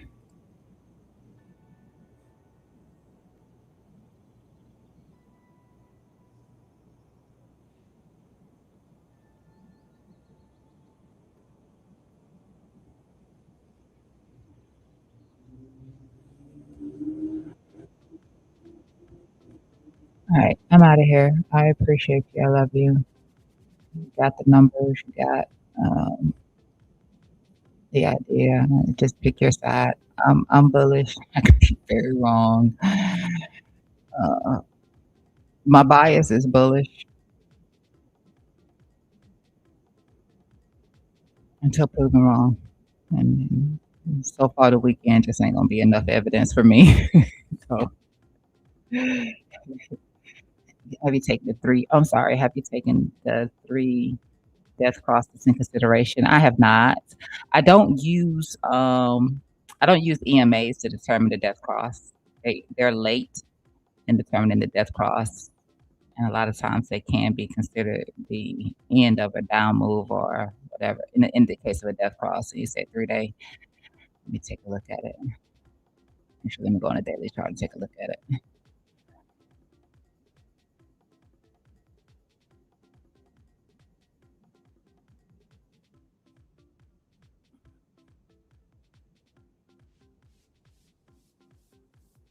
I'm assuming that this is EMA cross. I'm assuming.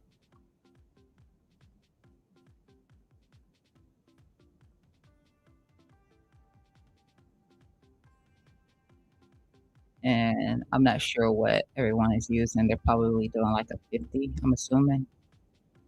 Got a 60 in here, but I'll change it to 50.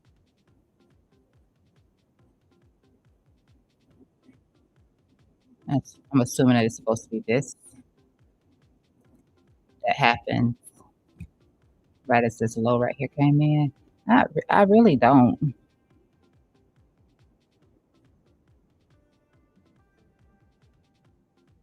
Yeah, I don't. I don't take this into consideration.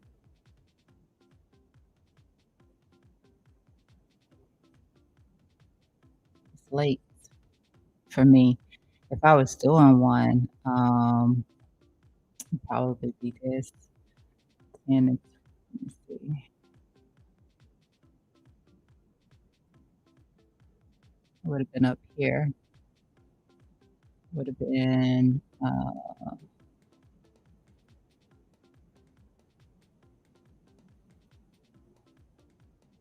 would have been this. But we've gotten those plenty. So it would have been this.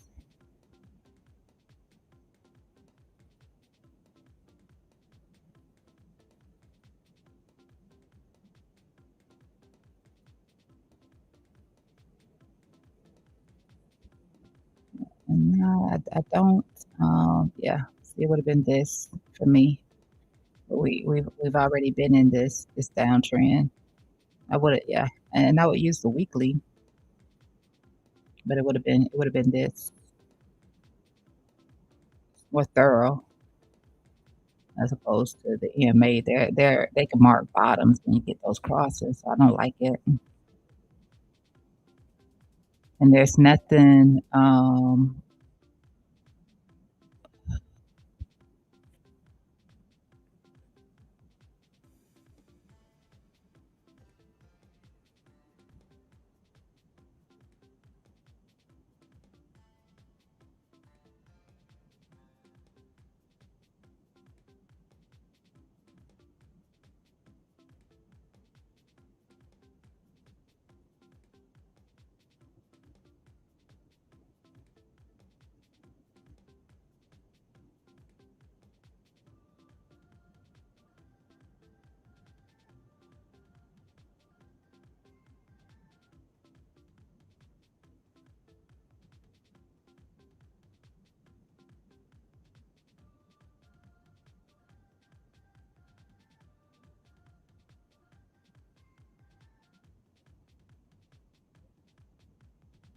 Nah.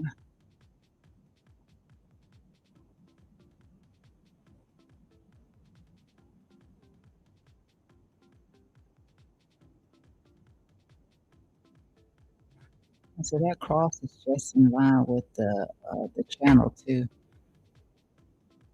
which if we stay here consolidating,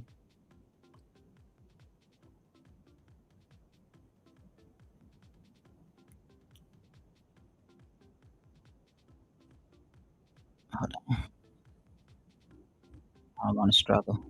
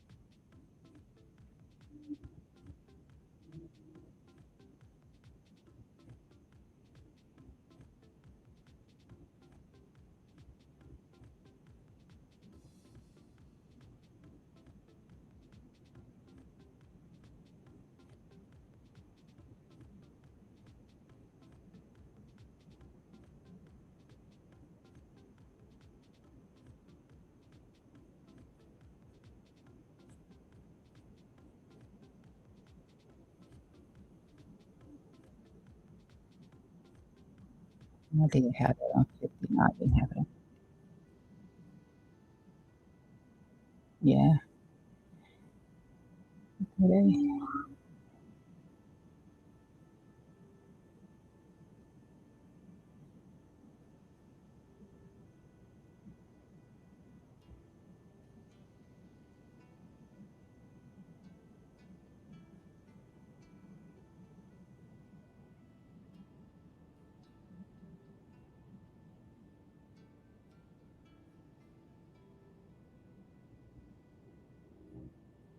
I'm sorry, that's the 50 and the 200. Yeah, I don't. Mm-mm, I don't.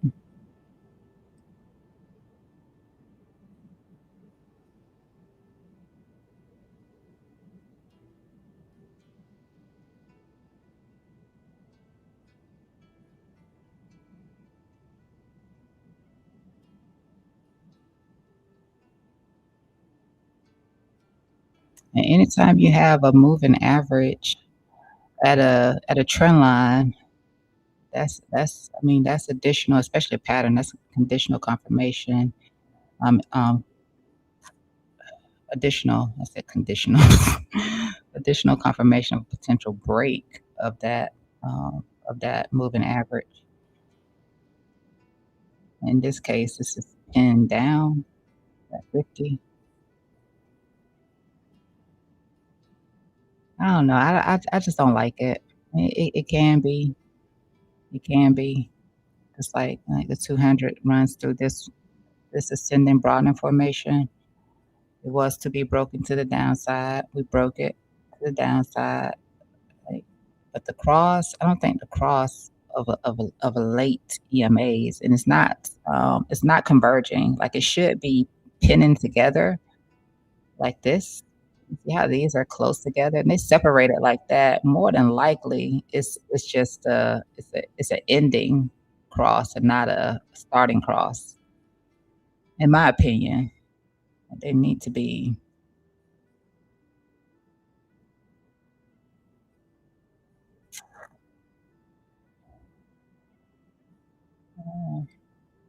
If I would have said that right here, I'll tell you if I'm need to walk myself back.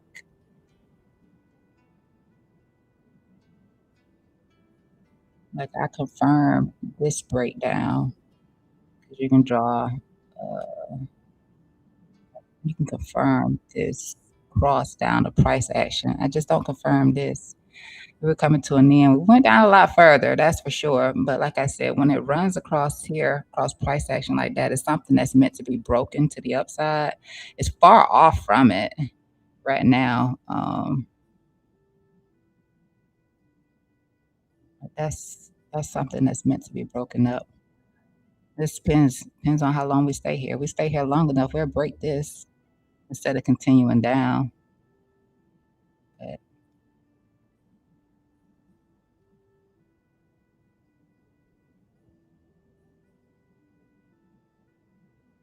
VWAP is right there. I mean, we're already at what could be a low.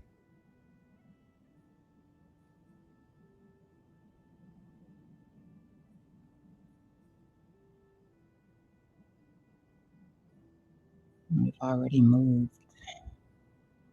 And I just take it from here. 32%, 33% off of that 20. I mean, that 200. If I take it from here, that's an extra 59 for sure. Put in a bull div right there.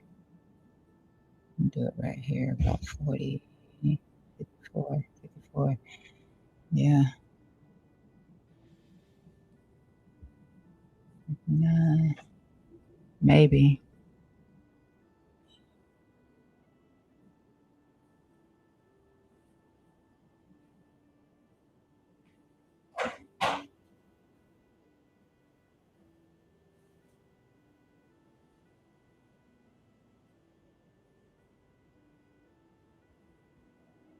I know. I still wouldn't do this cross. I wouldn't use that cross.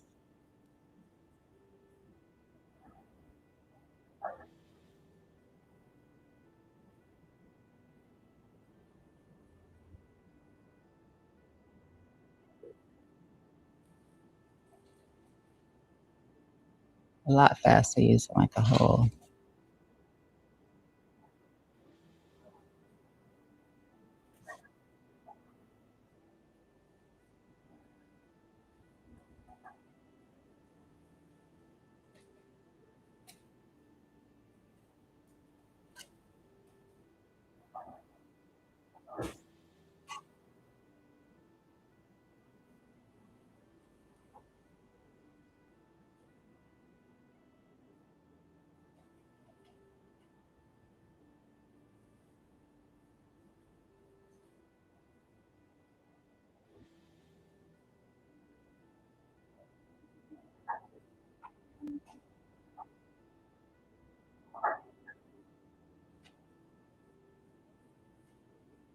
Yeah. We're closer to a low than not. I mean, like this cross, it wasn't too much more before breaking. I mean, it actually had already broken. And then put in a bull div, 59.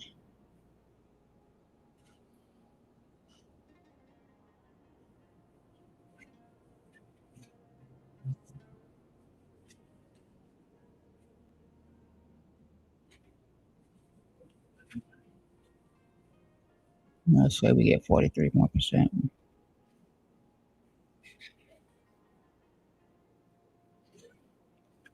I guess I want to do it from here, right?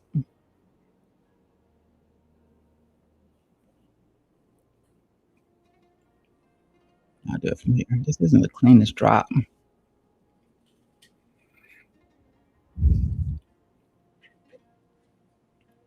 Get another 43. That's a 1.618.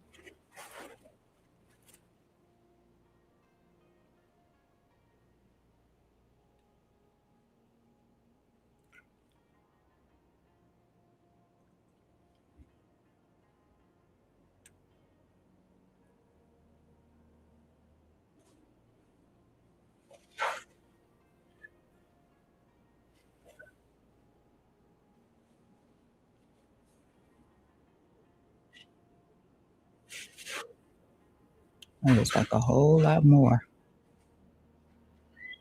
than that. But it's not.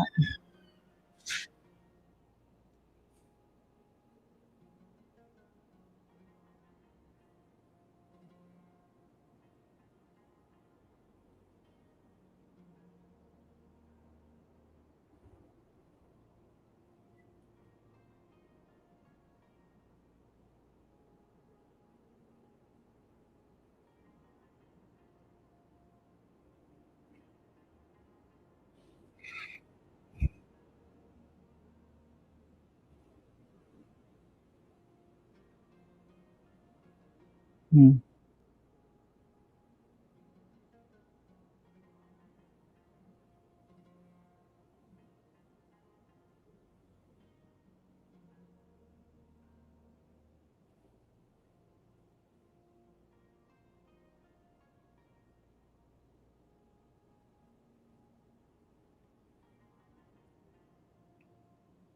That's actually how I did the other one.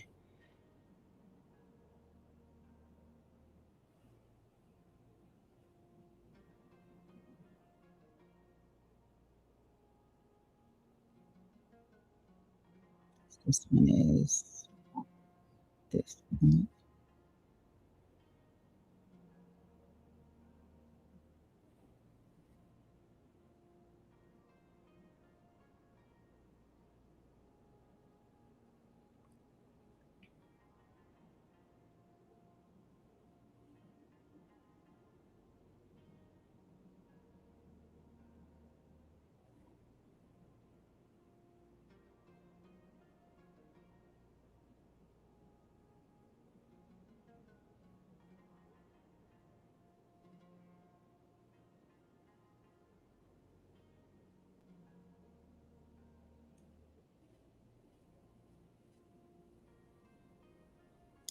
I don't know, something to think about though.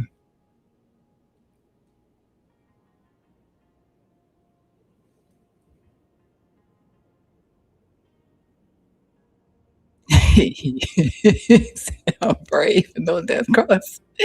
No, I believe in the death cross. I just don't believe in the death cross from the EMAs. I just think that they're late. It's late. If I was waiting on that to determine what price action was doing, I was kind of late for that. That's why I said, I do believe in the death cross. I just don't see it from that. If I was taking that interest, it would have been something like this right here. It would have been this. Um, but it won't be it won't be it would have been this. I'm so close to the top. Like it just wouldn't have been even on 3 day. I'm up here with it. It would not be me looking at an EMA that just got the cross, like, right in here, was it? Like, somewhere down in here? It just won't be that. It's just a little bit too late for me. Yeah, that's all the way down here. That's way too late for me.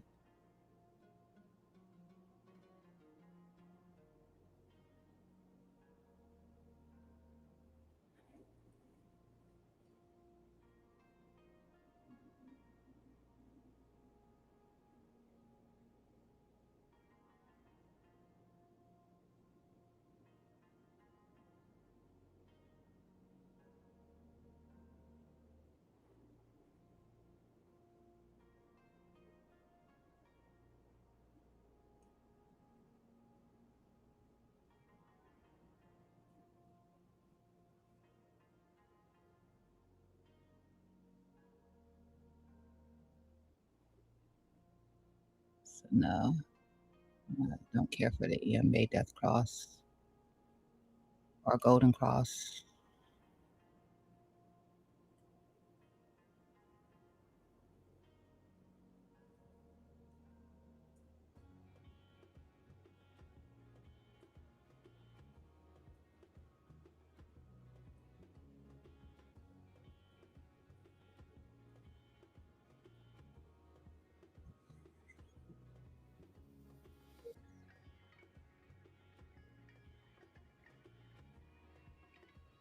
Alright, well, that's about it, for right now. Did we close out per hour? We did.